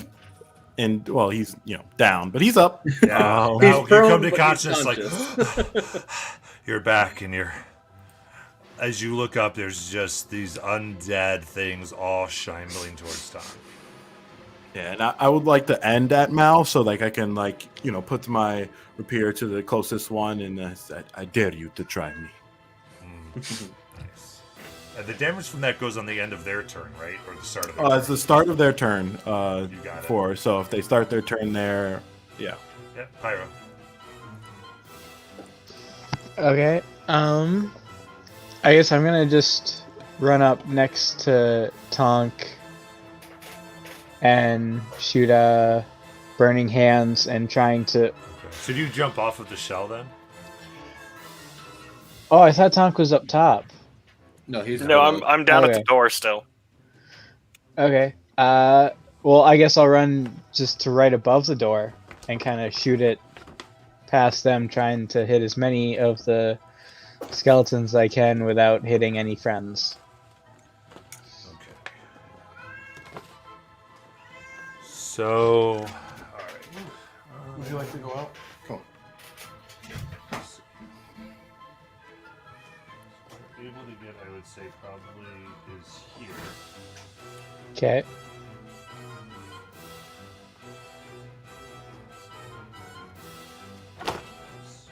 So I think it's just gonna be the 2. You can actually angle it just down, so I think you can get kind of right here, actually. Those 3. So 2 up top and 1 on the bottom. Okay.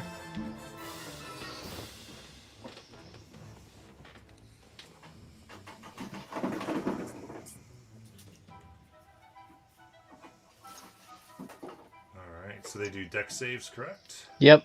DC is 14 on that one. Okay. So the 2 up top. First fail. Second fail.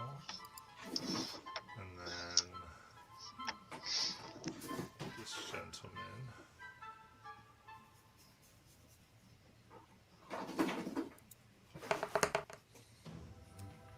Alright, that's a bunch of fails. Give me damage. 10 damage.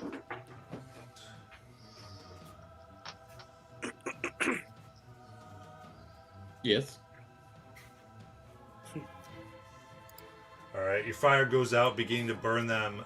One of them is getting badly injured by it. Part of them is catching fire. As they're trying to putting themselves out, reacting in pain.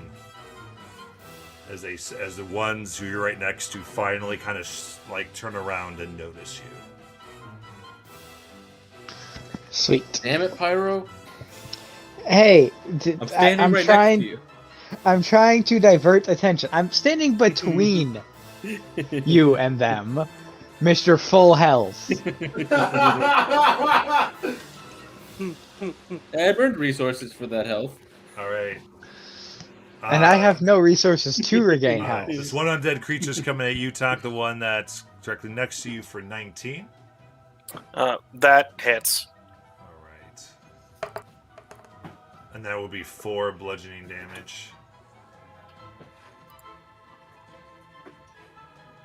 And the other one over there will also go to strike you. Just for 12, which will miss. And Jajal, it's your turn. All right. Well, I can see the party's happening on the other side of the island. So before I go over there, I'm going to activate my moving blade out of sight of everyone. You know, they're gainfully preoccupied. And so my goal is to see if I can plunge into that heavy armored dude on the left. Okay. Probably have to bonus action dash to get over there, but I'm just going to try to see if I can plunge it right into his torso. Yeah, if you want to sec dash, you can definitely do that. So you hop on up. You want to come on over here? Yep. And then let's see. So that's going to be 16 to hit. 16 is going to ding off its armor. All right. Well, if there's any left of Hey, if you're still in bonded, you can try a D4. Oh, that's right. Yeah. By the way, for this, Thola, go ahead and roll your. Just give me your damage for your ravens there. Did they lose the wisdom there? They get half if they lose the wisdom, right? Yes. True. Yeah. Just give me this. I just want to use this kind of once, so I can just Fair- apply fair it enough. quickly. Yeah.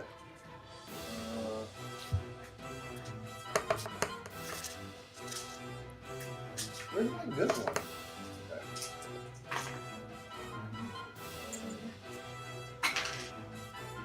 That's going to be 16. Okay.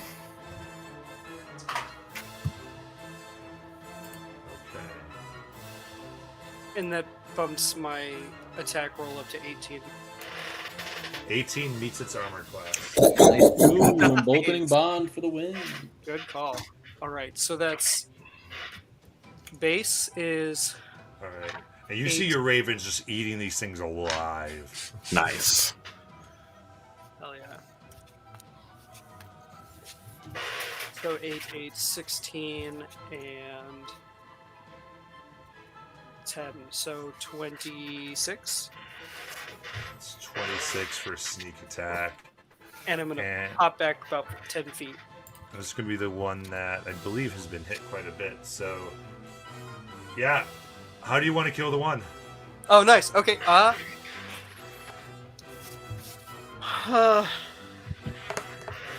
think for this, I mean, it's heavy armor, so I don't really know. Yeah, I think for this, I find like a little opening as I plunge it in, and I just kind of keep going, and then I plant my foot right up on its back, and I just kick it off the shell as it slides off the blade and smacks onto the sand. 100%. Armpits are usually free. Jajal, Yeah. you had to kill the one that had disadvantage attacking me. It was the meatiest one. I forgot. I was far away. He wasn't even over there. He didn't see that happen, so it's not his fault. Yeah, so yeah, you stab it, and you could see it's trying to pull on to some type of power from the shell to keep itself together, but you aim too true, somehow severing the arcane link as the body falls down into the sand. What can I say except you're welcome?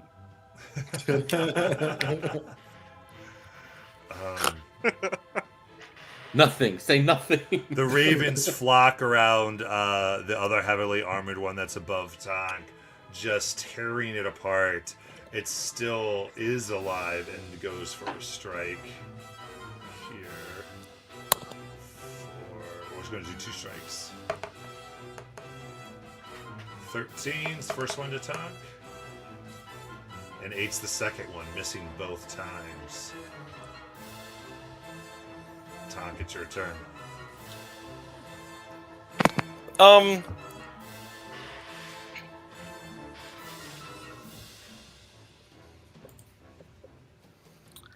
I was a little concerned, but I think we're handling this all right. A lot better than where we were at this point a round ago. So I'm just gonna one of these ones over here that's on the ground near me, not next to Pyro and Finn and whatever. I'm just gonna Lich Slap it. Okay.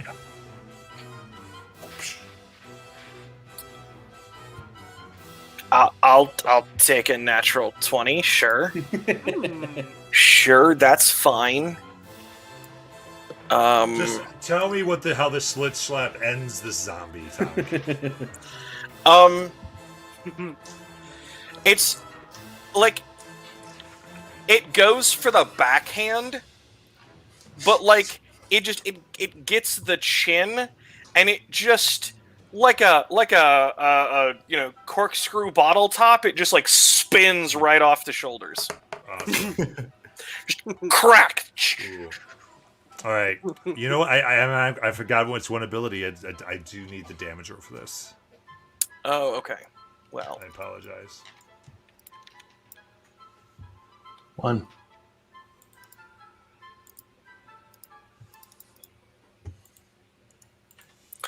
I mean, this is a crit, so 33.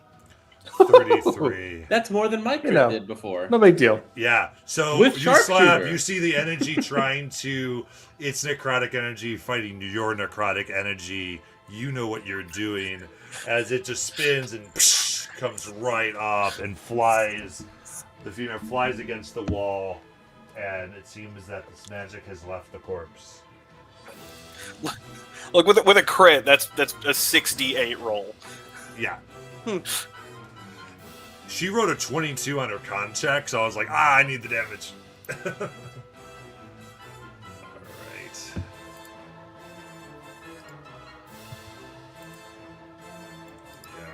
So. Next.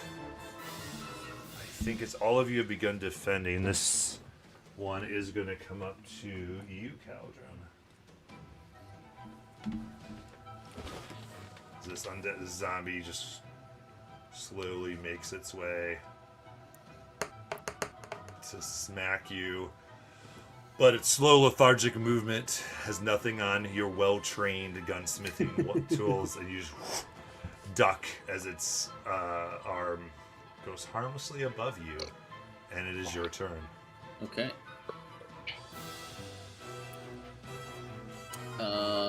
Noctis will harry. Who's Noctis Herring? The guy that just swung at me. Okay. Caldrum, I'm Like imagining. shooting. And it's going to be sharpshooter.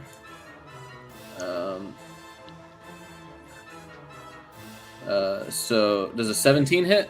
Yep. Okay, sweet.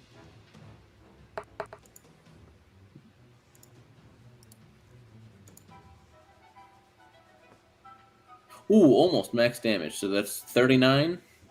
Oof. In one blow, you obliterate this thing. What do you do? Caldrum, I don't know what you want to do, but I am imagining it taking a swipe, and you just take a step back and put the bad news against its chest and pull it. Like you didn't aim, you just. Yeah. So it This swung is at my me, boomstick.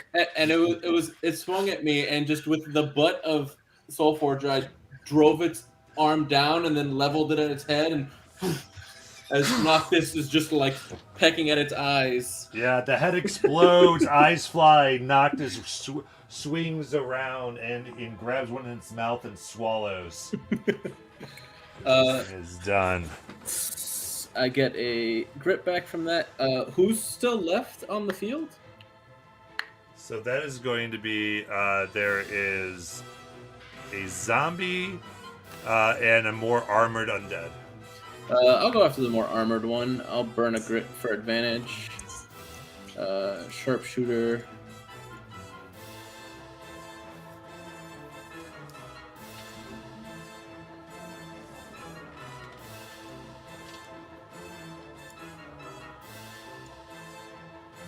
Uh, 25 or 24 to hit.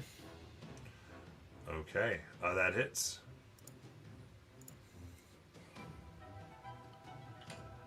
Sadness. Only 21 damage. 21.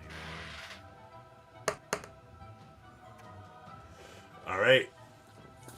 That's my turn. How are you killing this one? Oh. The more armored one is next to Pyro or next to Tonk? Yes. Okay. It's between Tonk and Pyro.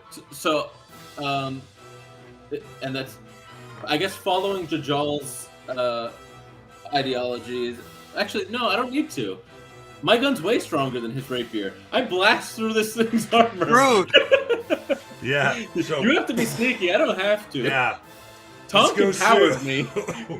It separates the chainmail. First, it goes through the shield, goes through the chainmail, goes through the body, out the other side of the chainmail, and there's not enough matter for it to animate, and the enchantment wears off. So I'll get that grip back. And then there was one. But I have no more attacks, so. Now it's your turn. right, so- Apparently, Caldrum, you fired, powerful enough to knock Pyro down. I just imagine like every bullet you shoot has like the goodbye engraving from like Wanted. Yeah. No. That those should are- be noted. Every time he does shoot, I imagine there's like fire that kind of follows it, representing Tonk's like enhancement to the gun. Well, you guys have to remember, like the thing, the attachment that Tonk added, like spins to magically form the ammo for it to then shoot. Yeah, it's like Because it's a bolt action, so each shot I'm like having to unbolt and then rebolt it. yeah. He's basically made like an arcane hand cannon. That is what he has made right now. Now, what do you want to do? So what's how healthy or unhealthy does the remaining zombie look? It looks real bad. Real bad?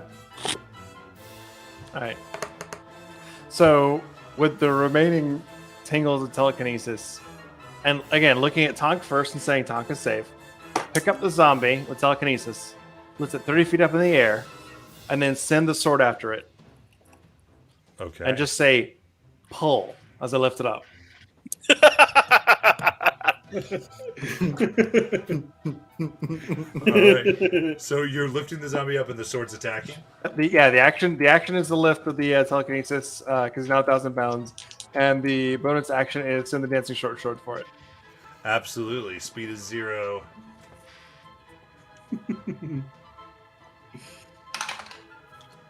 The short sword has a 16 to hit, That hits. and your damage is going to be 11. 11. All right.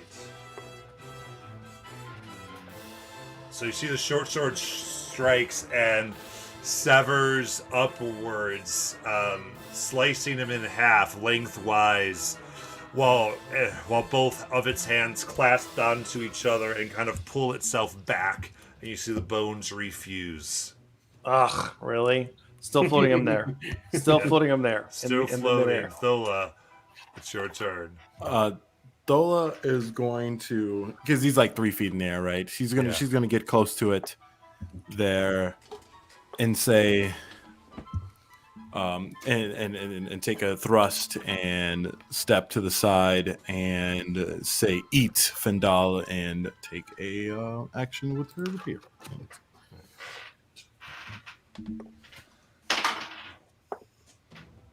That, my friends, is a 20. Ooh. Dope. Like nat or total? Spice. Yes, that's a natural 20. There we go. Roll that. Do I roll the d6 twice as well for the undead? Yes. Okay. All Absolutely. damage die are doubled. Fair.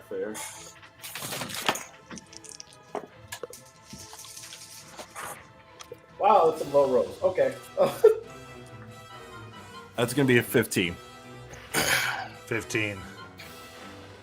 You strike Fendal in deep, and you see the energy that, for the first time, you actually see all the magic energy in the room that's been animating as almost through this zombie, Fendal is sucking that energy out. And it's this funnel of blue and black and red, and Fendal glows brightly. Goes, "Oh, that was delicious, madam." Bon appetit. And there seems to be nothing else coming from the sands. Cool. And you watch as that shimmer around the shell vanishes. All right, then I'll go into the shell.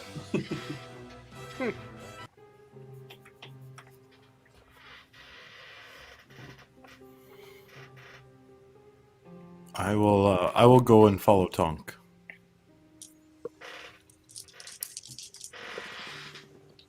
Yeah, I would climb down off the shell and follow. Field trip. Let's go. All right. You walk the shell, and it loops around and around and around. Bigger on the inside. Of And- course. As wizard towers are wont to be. It's funny too because after Finn said that, I was gonna say maybe we should celebrate. Oh, no. Continue around. It's been hollowed out completely, and you come to the very center of it.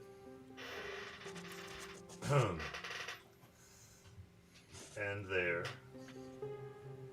is a silver ring sitting on a pedestal in the center of the room. Well, Tonk, maybe you should do your thing.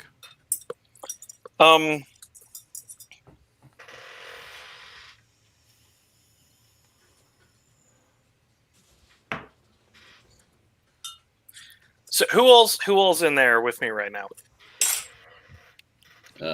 I followed, so I think everybody came. Finn, Dola, Mal, did you follow me in?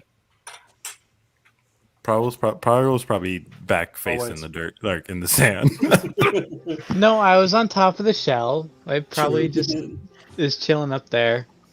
So everybody is used to the methodology of me like detecting magic and like all of the arcana rolls and all of that I normally do. I just walk over and take the ring. I taught him that. You grab the ring. Outside, you hear churning and rushing of water. What do I see? 'Cause I'm outside. Yeah, you see the water flow. There's been water that's been pouring into this room from above where you went, where you came from. And you see now that the water that was in this man-made lake is now flowing up back that way. Oh shit! I'll tell you also in this room, you see crystal flowers. Oh, I'll do my normal detect you're gonna magic detect and magic. arcana on the crystal flowers. Yeah. The ring, I didn't bother with it. Yeah, you grab the ring. The flowers don't seem to be magical. They seem to be like almost made there to be marking some type of solemn occasion, as though someone left them, but they do appear to be very valuable. I say I like flowers and I like valuable things. If They're a Tom- combination actually of crystal, silver, with the flowers themselves being made out of sapphire. Well, as long as the detect magic is like, no, these things aren't magical. Not magical. What does come out as magical is lying behind them. You see an arrow quiver that Ooh. is very well made and has runes similar to the language that was on the tree, similar to the language that was on the portal. I will grab it. I'll hand it to Mal. I can't read these runes yet. I don't know what this does yet. I wouldn't recommend using this yet. But this will probably end up being useful for you. So, yeah, what? So you can't use it, but you're giving it to me because I obviously am an idiot and can't use it. So am I just like the idiot safekeeper or what? It's a quiver. You're the one of us that uses the short bow the most. Right, but Don't use it yet, but, Okay. while There's we're like- divvying things up here. just keep it and say keeping until you tell me to use it. Until I tell you it's safe to use. Oh, okay, yeah, I can do that. Yeah. Cool. Is the lake draining at all, or did the water flow just reverse? Just the water flow is reversed. Okay. Tonk, is it safe to take one of these flowers? I was going to The crystals appear to be non-magical. Unless there's a non-magical trap with those flowers, they appear to be safe to grab. Okay. I mean, I suppose I can make a, I don't know, investigation check to make sure that there's no trap on them. You tell me what you want to do. Can I make an int tool proficiency check since I have thieves tools, just to be sure? Sure. Cool.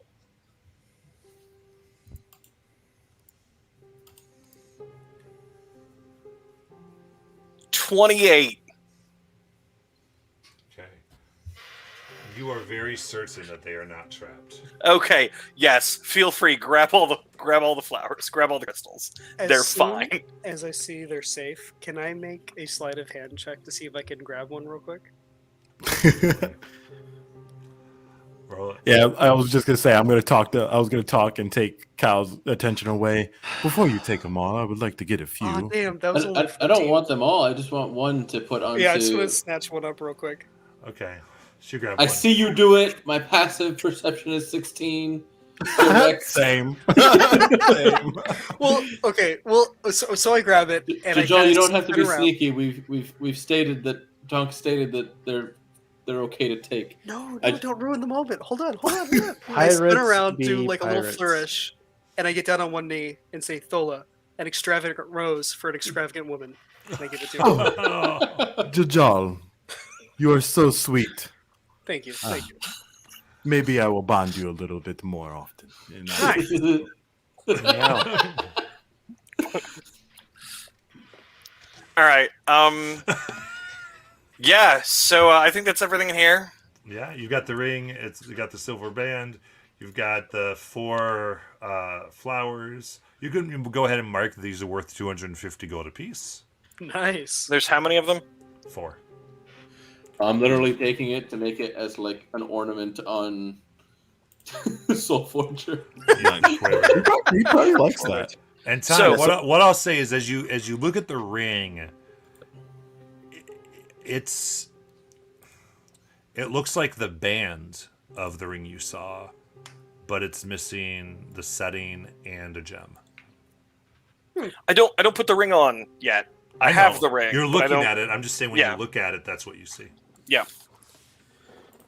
All right. So I go ahead and head back out of the shell, look at the boat, look at the water, look at Mal. I'm like, all right, looks like we're done with this room. Time to head back, and we got 2 more. Yeah.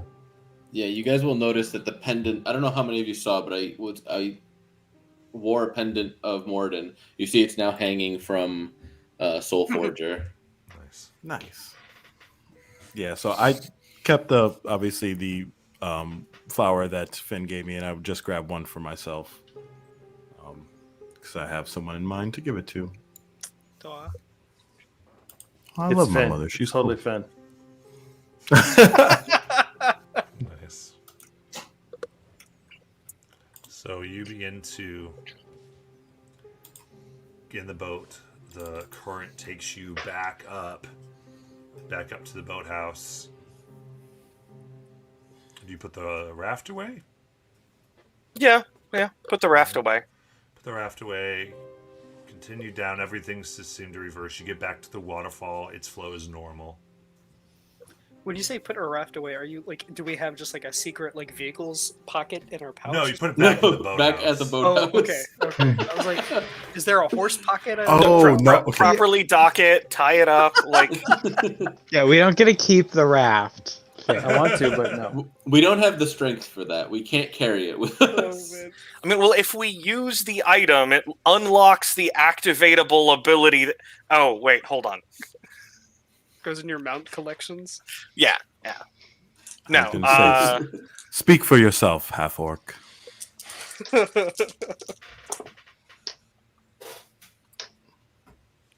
Well, if you park it in the garage, then you can summon it from any other garage. What is this, GTA? Goodness. So, you're back at the waterfall. What do you like to do? You're on top, looking down 80 feet. Well, Would that that's rope right. We pulled up the rope. Yeah, I was gonna check if that rope was still there. Yeah. You do know from the depth of the water, you could probably jump effectively and be fine. Dola wants to do a nice swan dive. Yeah, my acrobatics are pretty good. Yeah, no problem. For this, you're not under pressure or anything. Ooh, psh, psh, psh. You So- jump off the thing. So only like 30 pounds and 2.5 foot, but Tonk totally cannonballs. Ooh, psh.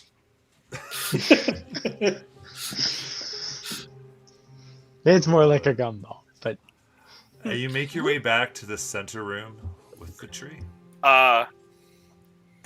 Given that that's stung a little bit, if anybody wants to take a short rest, we can.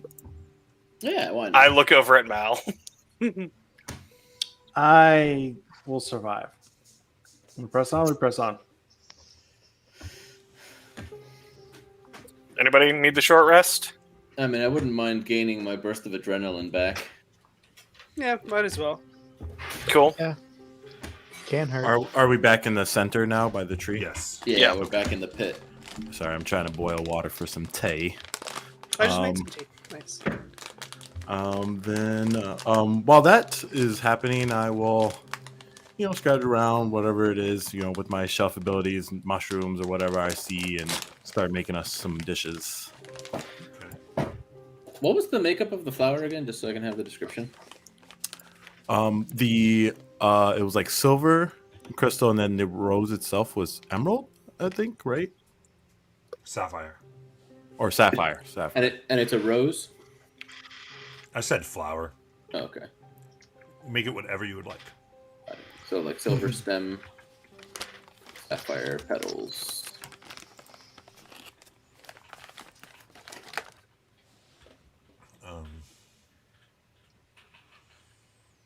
Yeah, you take your rest. Tonk, are you taking a short rest as well? Yes. Okay. So everyone's taking a short rest. You may have it. One die, I guess. Yeah, no Here. interruptions.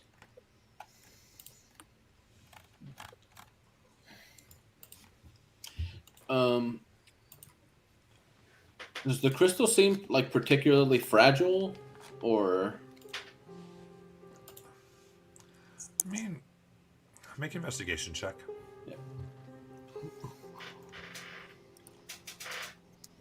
And while I'm cooking, I yell out, "Who wants a delicious meal?" Only a 12. Whoever needs an extra 1d8 can take it. How many uses do you get out of that? 7. I can make Looks like you 7 have to be pretty meals. careful. Okay. Like if you grabbed it by the very bottom and flung it really hard, it might crack. Oh, okay. But or should I say I can make a meal for 7 creatures if I'm doing like the long rest special treats? Mhm. That's just 3. I mean, the Okay. short rest things. So that means all of us can essentially use it without burning through it or something like that. Right, yeah. For the special food, like you don't have to blow through one of your hit die if you don't want to, or anything like that, or if Okay, you're gotcha, super injured. Like Mal, for instance, he might not be super, if he doesn't want to burn through all his hit die or whatever. Nice. So, if we're willing to take an additional 10 minutes on top of that short rest, I wouldn't mind identifying the You can- quiver You that can Mal... identify during the short rest. Usually not. Not with a ritual cast. No? Oh, wait, how long is the... I thought identify was only 10 minutes. It is, but usually you have to be actively resting, not necessarily casting. Casting's not a rigorous activity. Oh, okay. So, if we're cool with, short rest plus 10 minutes, I'd like to get an identify done on, the quiver in case Mal wants to use it. Okay. Remember, you 70 did detect minutes isn't gonna magic kill on me. the fishing pole as well. Oh, yeah. So actually, I'll Could Mal just identify the quiver during the short rest? Like, over the course of the short rest? How would Mal do it? Just the normal way you do it when you don't have identify? Unless we don't... we've always had Tonk to identify, so I don't know if you use the stricter identification rules for identifying magic you might items. be able to get an idea of it, but you're not going to get what Okay. identify gives you. So I'll burn the ritual on so I'll start with using the goggles to do an identify on the quiver, and then I'll do the 10-minute ritual and get the identify on the fishing rod. Okay. You got it. For the goggles. Bless you. All right, I'm going to Discord you the description, Tonk, and you can decide how you wish to describe it. Okay. Let's see here. What is your Discord name, actually? I know what it is. Never mind.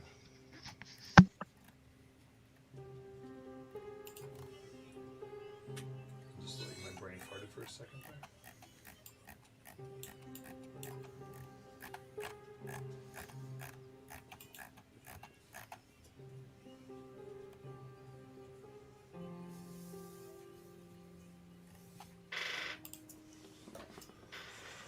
All right.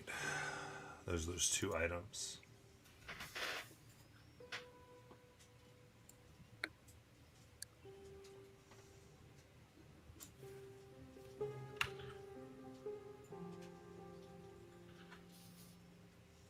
Oh, cool. So the quiver, Mal, is it's an Aquan quiver for all the watery stuff we were doing. Every day it's 10 free arrows. And those arrows deal cold instead of piercing. And they do 1 additional damage. And then once per day, when you fire one of those aquatic arrows, you can use your bonus action to cause the arrow to explode in a torrent of water. Each enemy within 5 feet of the target, DC 12 Dex saving throw, or taking 2d6 cold damage, half on success. Nice. A little ice knife. So that's to recap. We've got 10 free arrows per day. +1 damage to all. Cold, not piercing. And then once per day bonus, make them explode. Everything within 5 feet takes DC 12 plus 1d6. DC 12 Dex saving throw, or 2d6 cold damage, half on success. Okay. Okay. The Badass. bonus to damage, etc., only works on the 10 arrows that it gives you. Or they enchants, right? It enchants 10 arrows, essentially. A rating from Oh, 10 okay. arrows. I apologize. I read that wrong. It enchants 10 of the arrows in the quiver at dawn. It doesn't give you 10 free arrows. I apologize. I read that wrong. Are they +1 arrows, or is it just +1 to damage? It just says deals 1 additional damage. Okay. But I would read this if it were me, that those arrows would still count as being magic. Oh no, they count as magical. Yeah, they count as I just meant, do they increase the to hit? in I do addition not to see. I damage? do not see the +1 to hit. It is just +1 it's damage. Just the +1 to damage. So those are like anti-pyro arrows. Not my words. Not my words. Mal, you've picked up a longbow at this point, right? Nope. Still playing the short bow. Mal We believes gonna in have to portability. get you. Yeah, fair. Your back is portable. You carry your spine. Sometimes. Carry the longbow. Or I'm teaching you how to use these. And I slap my waist. I mean, I could use bigger swords. I just don't. Wouldn't they become unwieldy at that point? Probably. Oh Jesus! This fishing rod. You're welcome. I forgot about that. So, when this thing isn't a fishing rod, it's a +2 quarterstaff. Oh, nice. However, as a bonus action, you can turn the quarterstaff into a fishing rod and back. Nice. When it's a fishing rod, it loses its +2 bonus. However, you can do shenanigans. Like plus 10 bass hunter. What is that? When one of these properties is used, it can't be used again until the next dawn. Net. You can use an action to conjure a large net over a 10-foot square area within 30 feet. Each creature within this area must succeed on a DC 17 dexterity saving throw Holy shit. or be trapped under the net. A trapped creature is considered restrained. This net has no effect on creatures that are huge or larger. A creature can use its actions to make a DC 17 strength check, freeing itself or another creature within its reach on a success. Dealing 15 slashing damage to the net, AC 10 also frees a creature and destroys the net. Or you can use the fish property. Whenever you hit a creature with the fishing rod, you can use your bonus action to attempt to curse its weapon. That creature must succeed on a DC 17 charisma saving throw or have its weapon transformed into a fish of the appropriate size until the end of its next turn. Can you imagine someone fighting with like a swordfish, literally? Like that'd be so hilarious. While the creature's weapon is a fish, it deals 1d4 plus strength bludgeoning damage and is not considered magical. You need to turn everyone's weapons into like halibuts. Just for the halibut.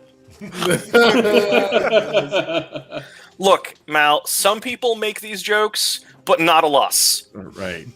What the shell is going on?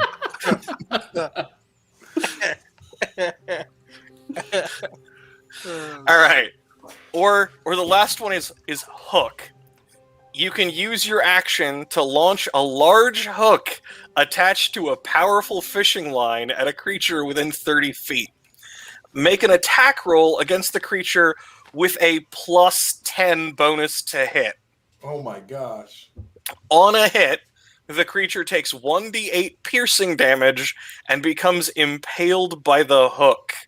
Nice. It remains hooked until the creature uses its action to remove the hook or cut the line, or until you transform your weapon back into a quarterstaff.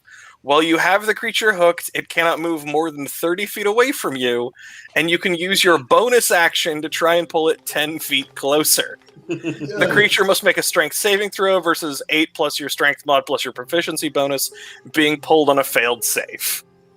It's like My stick this for god, years it's going at to do a this tuna damage. Dude, I love that thing. Sounds like a strength weapon to me. Tholo? So yeah, that's a fishing rod. I guess Mal could switch to a quarter. Or no, it's not light. Never mind. He can't do quarterstaff and sword.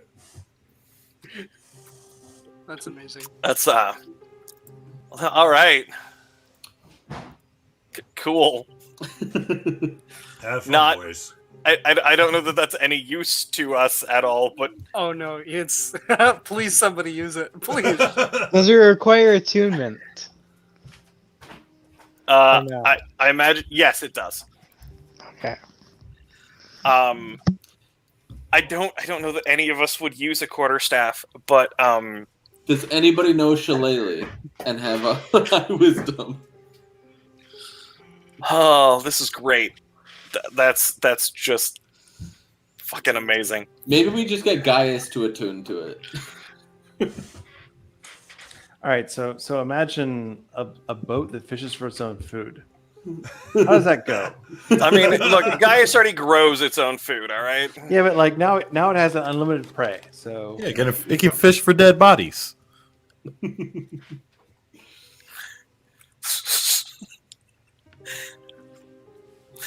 All right. Well, I mean, you know, we could have it, you know, give it to Gaius, and if somebody falls overboard, just hook.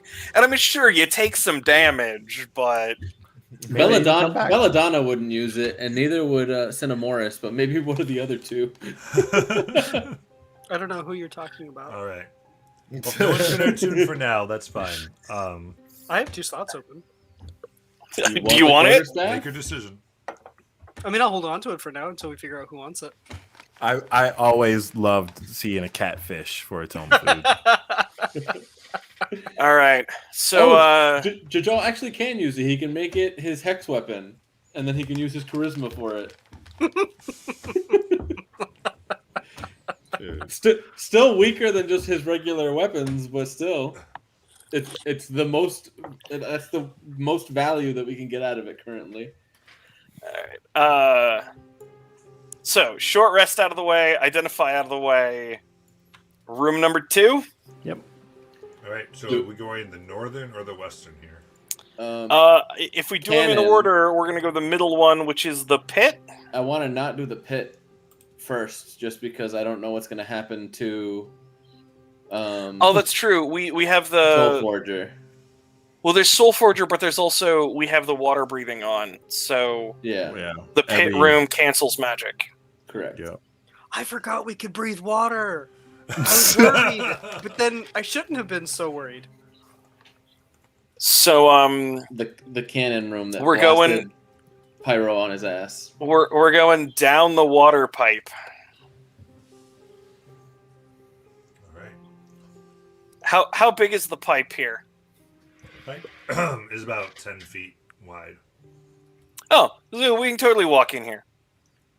I was worried we were gonna have to like crawl. No, so pipe's filled to the brim with water, so it'll take you down. Yeah, no, it's, but I'm it's a water slide at this point because we can breathe. That almost killed Pyro. all right. Well, Pyro, you're not going to enjoy this, but this So- is what we got to do next. so we doing this, guys? We doing this? All right. Alonzi hops in. Feet first, then I swing myself in. All right.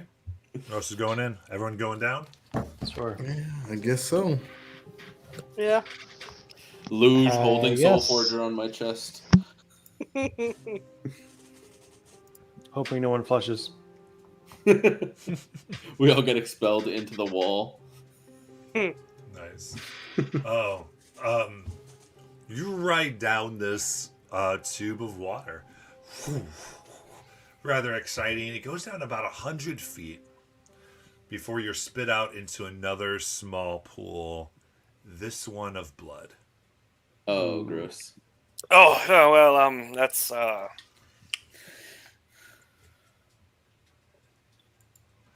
This pool is about 20 feet wide in a room that is about 40 square feet.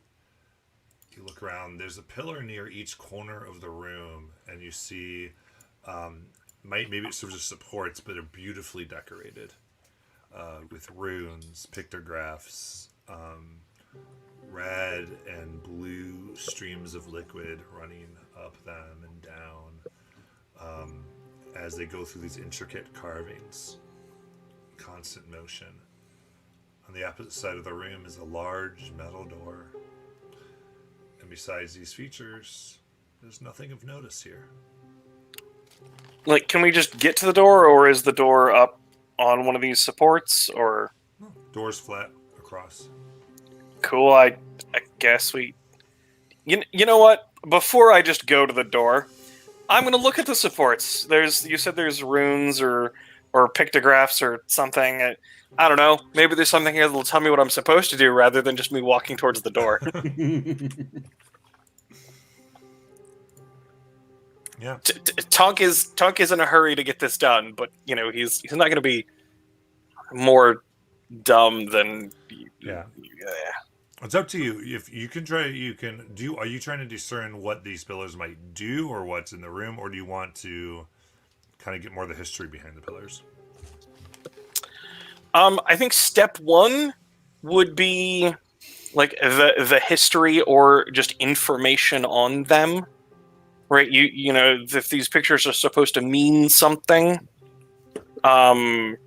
if the information here is about this room or about the history of something, I would probably go for that first before I go for what do these do. I'm going to do investigation to try to interpret this.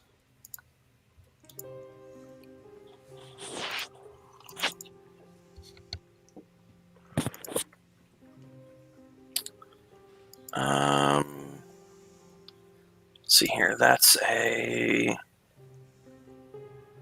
17.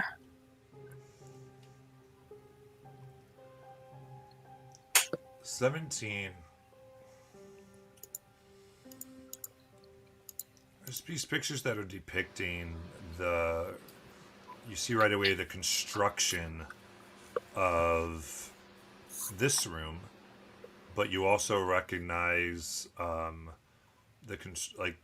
depiction of the waterfall, the stream of water, the beach, a shell.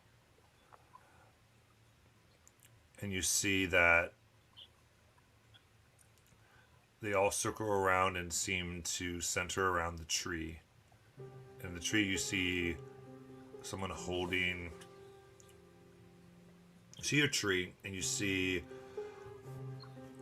a hole within the tree, and a picture of someone kind of putting in, and this is marked with like some gold around it to kind of give this idea of like a glowing form of energy that is placed within the tree.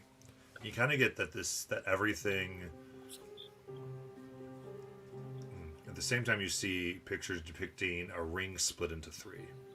A setting, a gem, and a band. And that all this is meant to guard the ring from being released and found. And thus, whatever that was put in the tree, being obtained. Okay.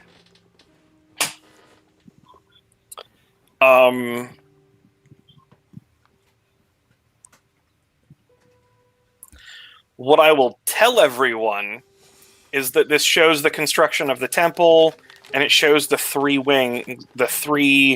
sort of wings Does it contain information? Like, because you said it on the other one, it showed the waterfall and sort of the waterways and a shell. Is there any information about what might be behind this door or what's in the third wing below the pit?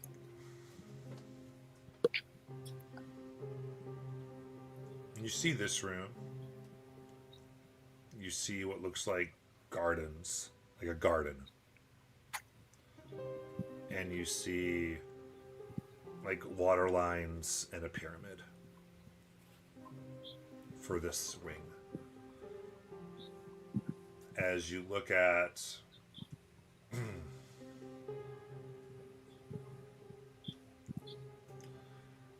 the other one, you see a long pit. And in fact, the way the pit's depicted is it goes from the top of one of these pillars all the way to the bottom.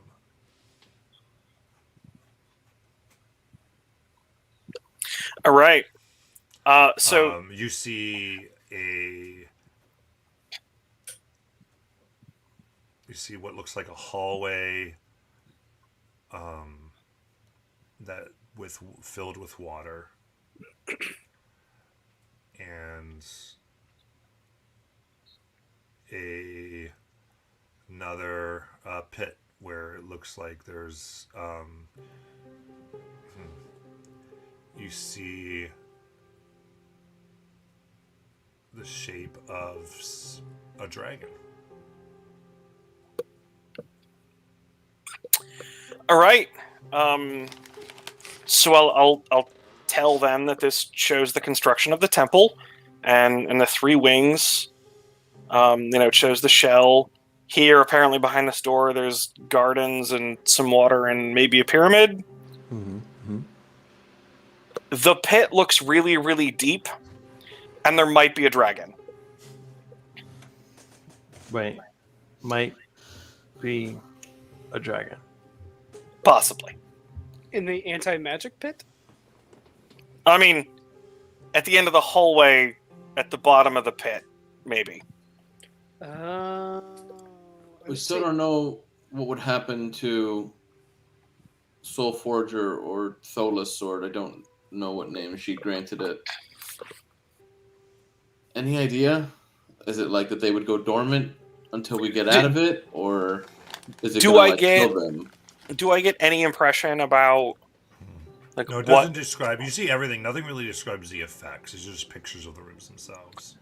It's more just diagrams of the space. No real information about what it does or what's in it. Maybe we'd have to leave them all outside.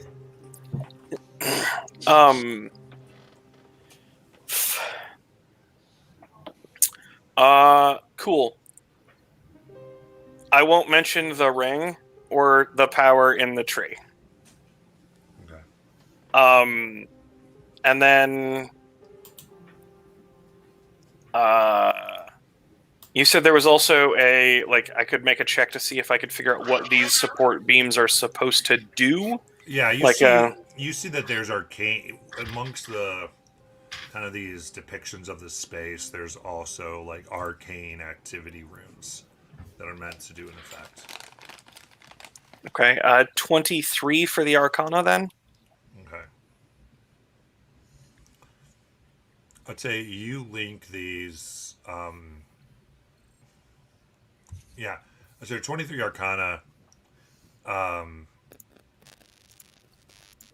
Very similar to the shell. These are meant to either create or summon creatures when someone attempts to go forward past the door. Okay, is there anything I can do to disable that? I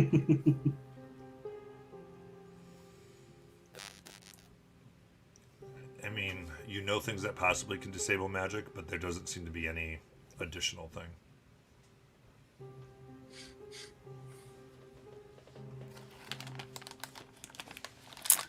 Thola, any chance you got dispel magic on you, ma'am? Yep.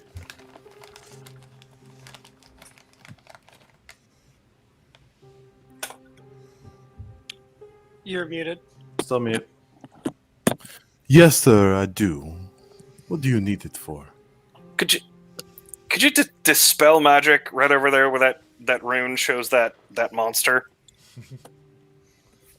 I'd say with that, it'd have to be on the door because the door would be the foot. Oh, could you dispel magic that door? I suppose why not? And she'll focus in on that object and cast Dispel Magic. Roll your wisdom. Yes.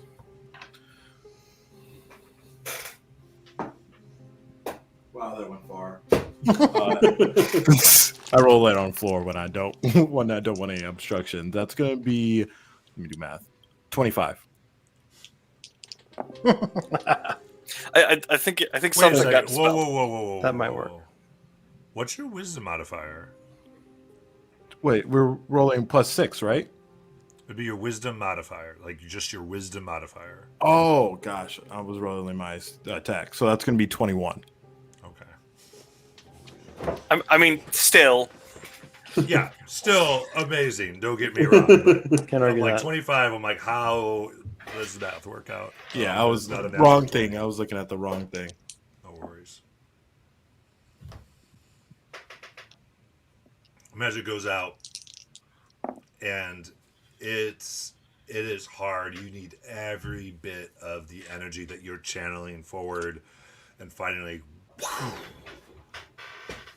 see the All right. door kind of turn to copper from its like more titanium color, and the room kind of loses its glow. All right. I don't know if that's permanent. We should get through the door while we can, guys. Yeah, you do Okay. sense it's recharging, but yeah. Hopefully, I get 18 pluses every time. All right. Yeah, through the door. Interesting. Okay.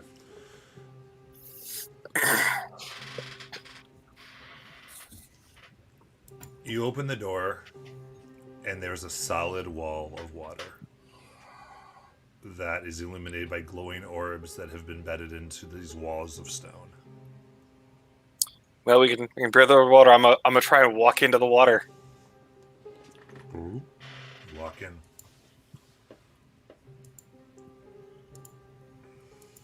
Well, if these smaller men can do it, why not I? And I walk in as well. Yeah, there we go. And this is very Stargate-esque. You say Stargate-esque. In my head, I'm just hearing "Come Undone" by Duran Duran. Everybody go on in. Yep. Yeah. Yeah. It must be like every time someone casts silence, how I hear Depachi mode. Nice. You go down the spiraling submerged tunnel, and there is this vast array of beautiful luminescent plant life. You see these strange vines that are blood red that coat the walls of the tunnel, and they shimmer with the pulse of light every few seconds, almost like the plant is breathing. Pieces of kelp up to 10 feet high in length gently weave back and forth across the pathway, constantly changing in color from royal purple, cyan, deep blue, and other cool colors. These range the full color spectrum, and there are dozens of different species present, but each casts out light in some way or another. It'd be so cool to be like a rainbow shrimp right now.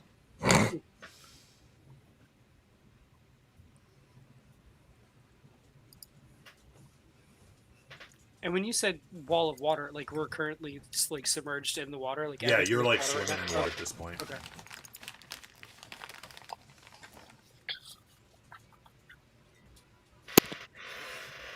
Tonk, did this garden seem like it was underwater?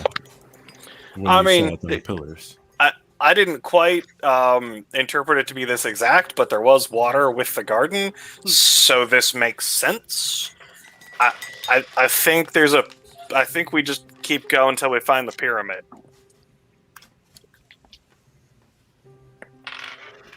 Well, keep swimming. Just keep swimming. Just keep swimming. So, Tonk, you lead in here? Yep. Okay.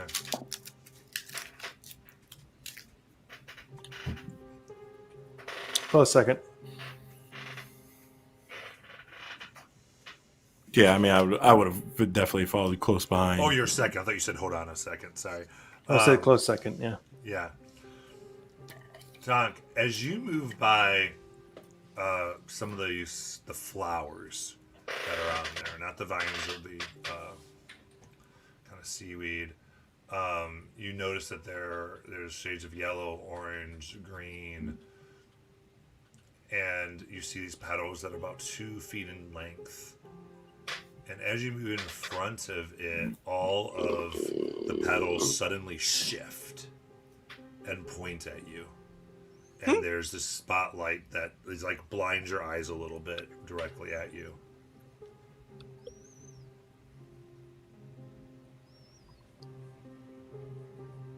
Well, I avert my eyes. Avert your eyes. Anything else?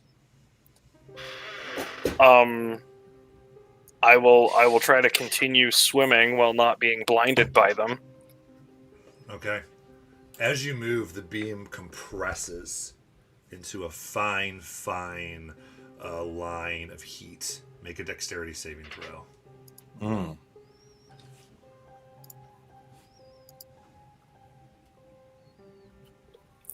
Nah. 9. 9. No. That is correct. Do you still have a mirror? Wrong campaign. Underwater lasers, of course. Yeah. Should plan for this. All right. So this it sticks in your chest, dealing you 11 radiant damage. And then zoom, goes back to its kind of flowy state.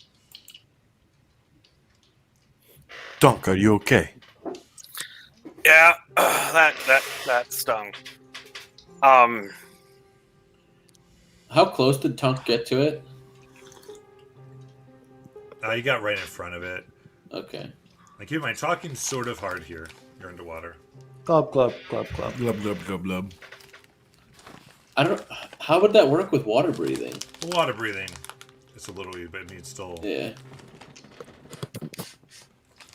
All right, Need I'm that telepathic bond.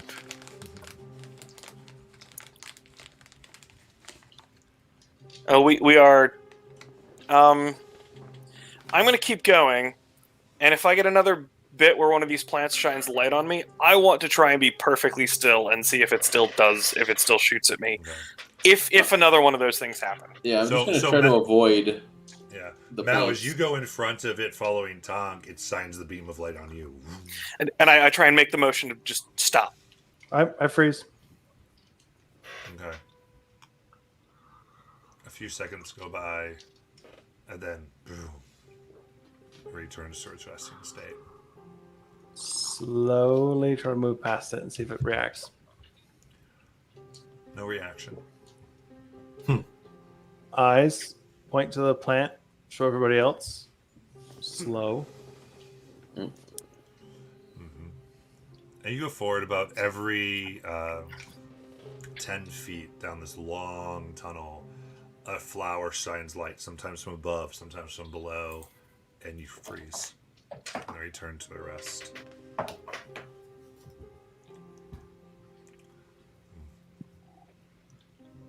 Are you doing anything else to check out these plants, or are you just? I mean, avoiding I'll- going? It's I up to will- you. You can go. You can continue. It's fine. Just what do you want to do there? Curiosity. I mean, I think we would try and stay together as a group, and so, like, while we're having to stop and whatever, I would be sort of looking at the plants and seeing if I might be able to get some information, but I'm not going to take the time to stop and study them. Sure. We should get one for Gaius. What? So there's the vines. There's the kelp. And then there's these flowers. Is there anyone you want to study more closely? Well, so far the flowers are the only ones that have done anything super unusual, right? So then the flowers would probably be the ones that I would look at. All right, make a nature check.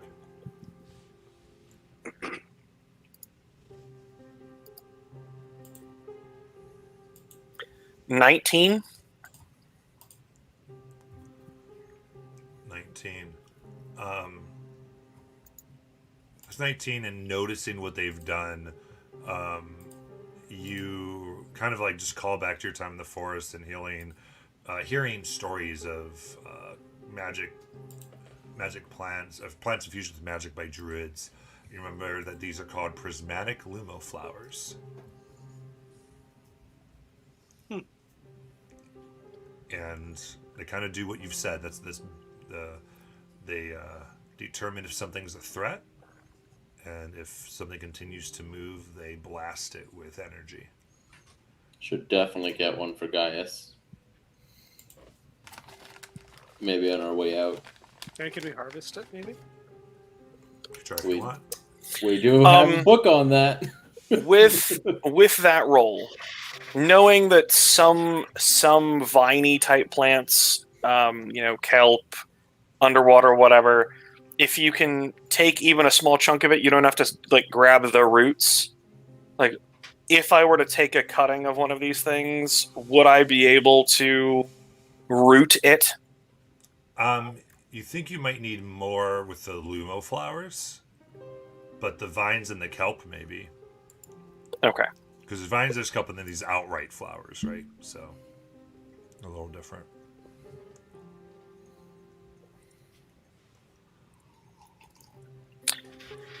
Well, in that case, I'm gonna keep going. Okay. All right. So you pass. You avoid the other plant life here, and you emerge from this tunnel into a large room that's 75 feet on each side, completely filled with water. It forms a perfect cube. Jutting out of the floor in the center of this cube is a small stone pyramid with a 50-foot wide base. But beyond this beautifully carved structure, there are not any other doors or passageways leading out of the earth. And as you consider this, we will end for tonight. Nice. This was a fun session. Yeah. Indeed. It really Yeah, was. yeah, it would. This wouldn't have worked without water breathing. Of some kind. Oh, I see a pyro left us. My bad. Yeah, he had to go. Looks He like. said he had to duck out. Yep. Yeah, we wouldn't have been able to get in here without the water breathing. Right. Good thing we didn't take too much time resting as well. That's a 24-hour spell, so. Oh yeah, it is 24. I don't know why I thought it was like 12 or 8 or some shit like that. And I think technically you can cast it, or can you only cast water walking? I think I only have walking. All right. Well, with that, we're going to we're going to end our broadcast for tonight. Everybody, see ya next week.